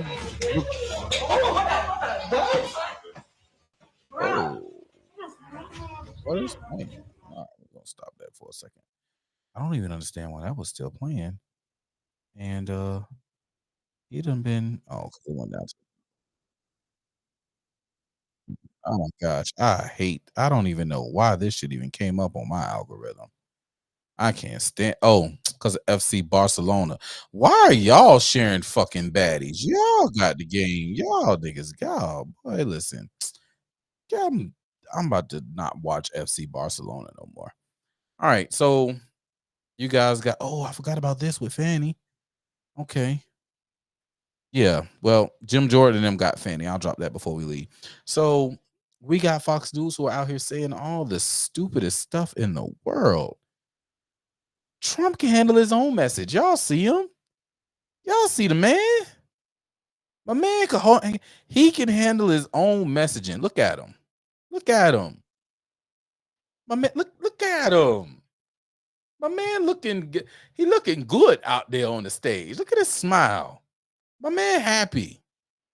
It's always that smile. I've seen that smile multiple times in person. Comfortable with the homies. Comfortable with the culture. Now that's one thing dude did say. The man understand culture like no other. But Trump didn't mention shoes not one time. Not one time. I'm gonna keep going. Maybe he does mention them. I don't really know. But so far, this man just talked about, hey, listen, you want better schools, you want the American dream, you want the economy, you want closed border. Congratulations, you're a Republican. That's what he just said. Yeah, you like my shoes? Vote for me. Come on, man. Let's go, man. When Trump get in that stage, he get in that zone. My boy Fuego said it right there, man. He up there ripping, bro. He in the zone. He in the zone. Let's hear some more what Trump got to say, shall we? Hold up. Let me get over here. Gotta get over here. He in the zone. He is in the zone. All right, let's go back over here. And let's press play, shall we? Let's get back to Trump. Joe Biden and the radical left have abandoned everything Black Americans care about. They've really let you down. Look, we all understand it. They've thrown Black Americans overboard.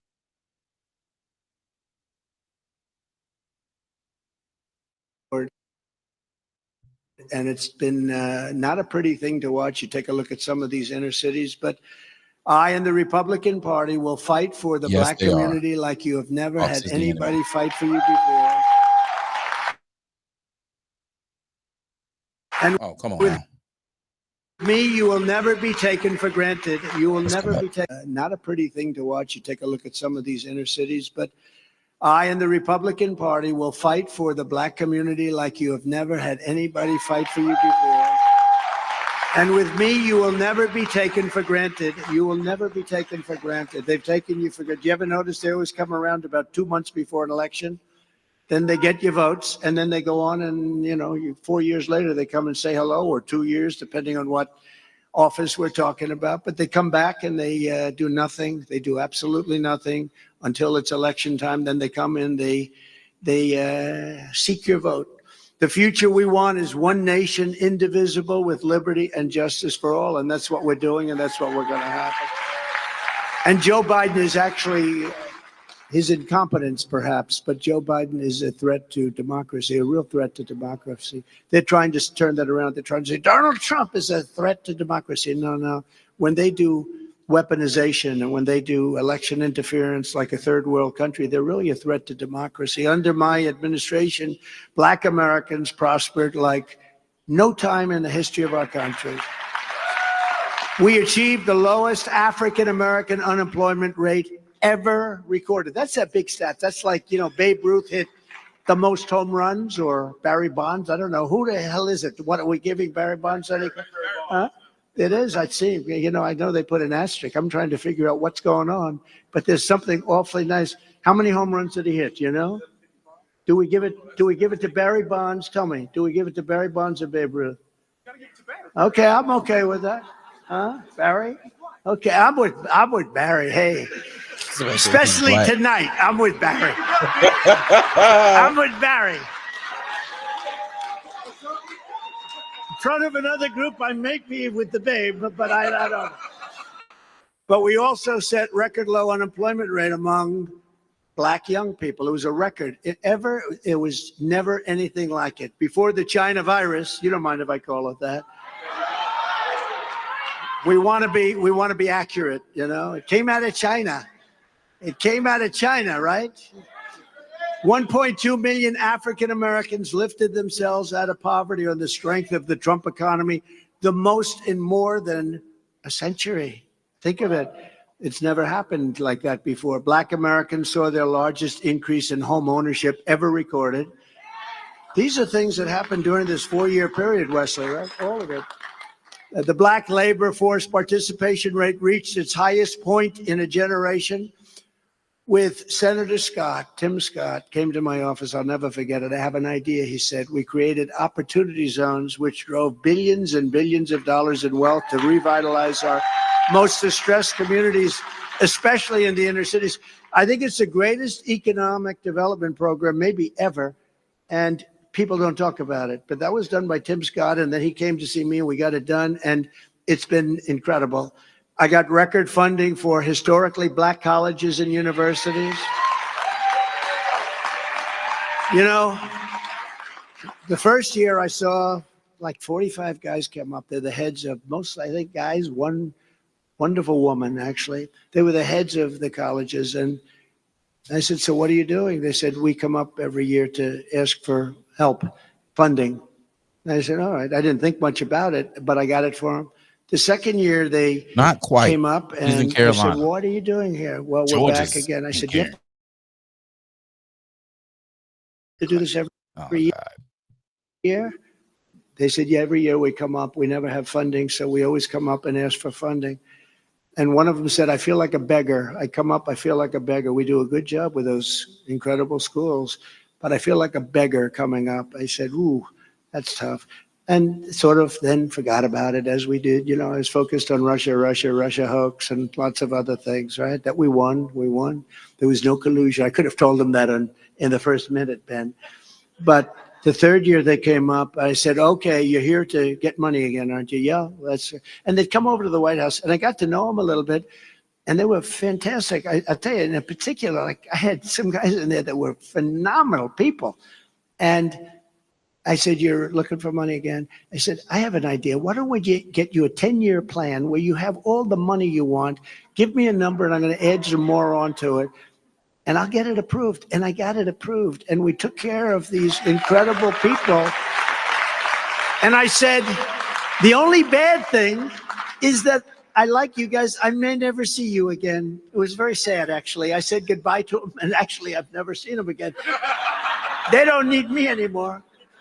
But Ben knows this. You remember that period of time. It wasn't that easy to get either.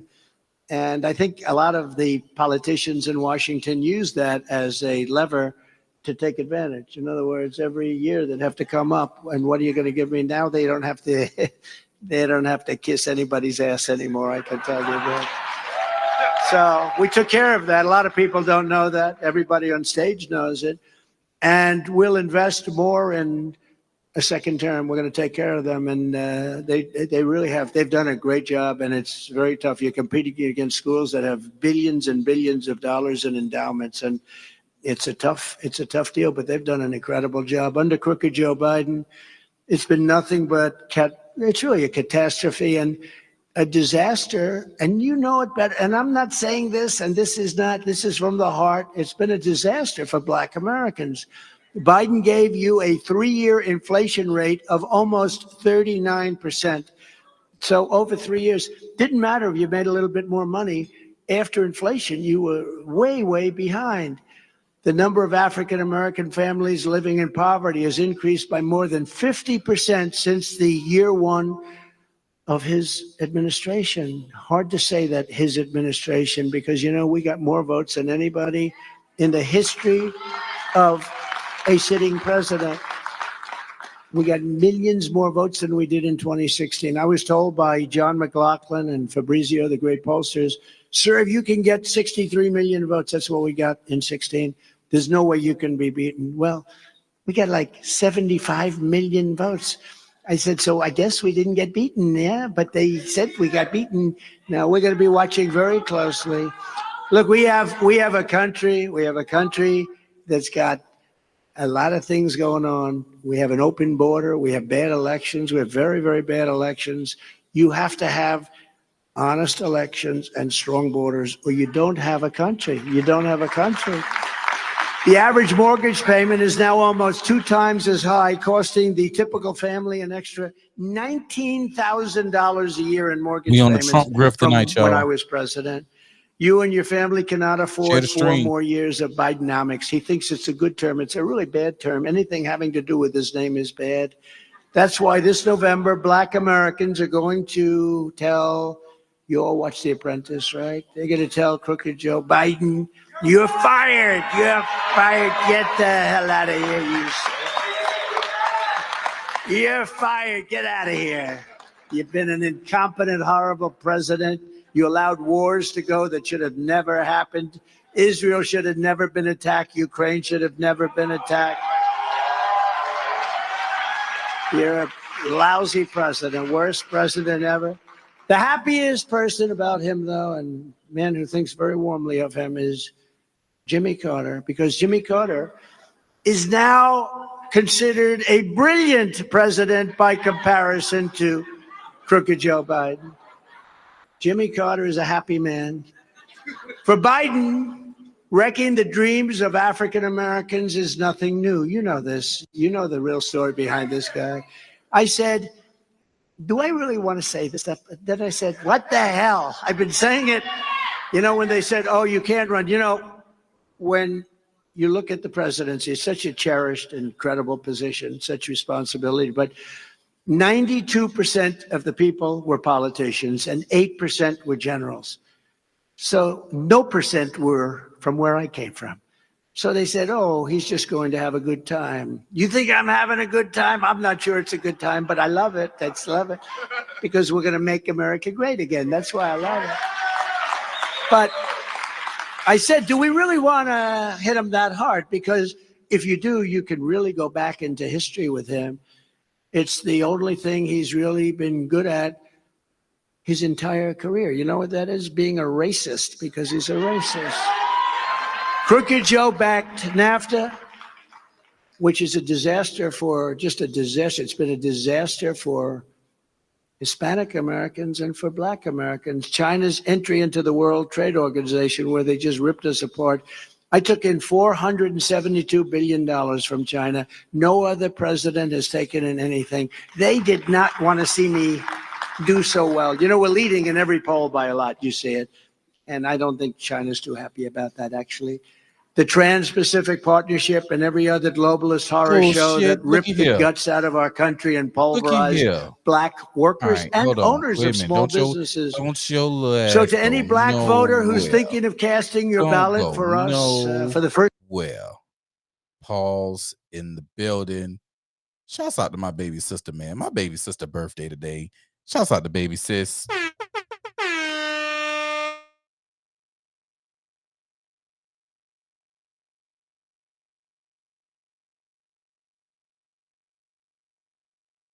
Happy birthday. And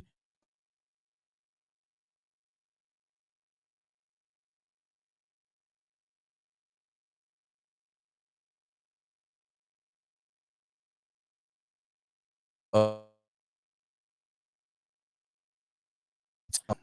are the worst.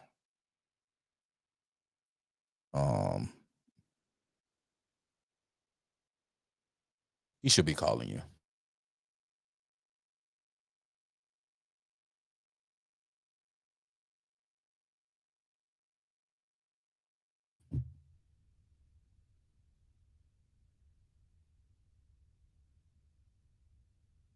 Oh man.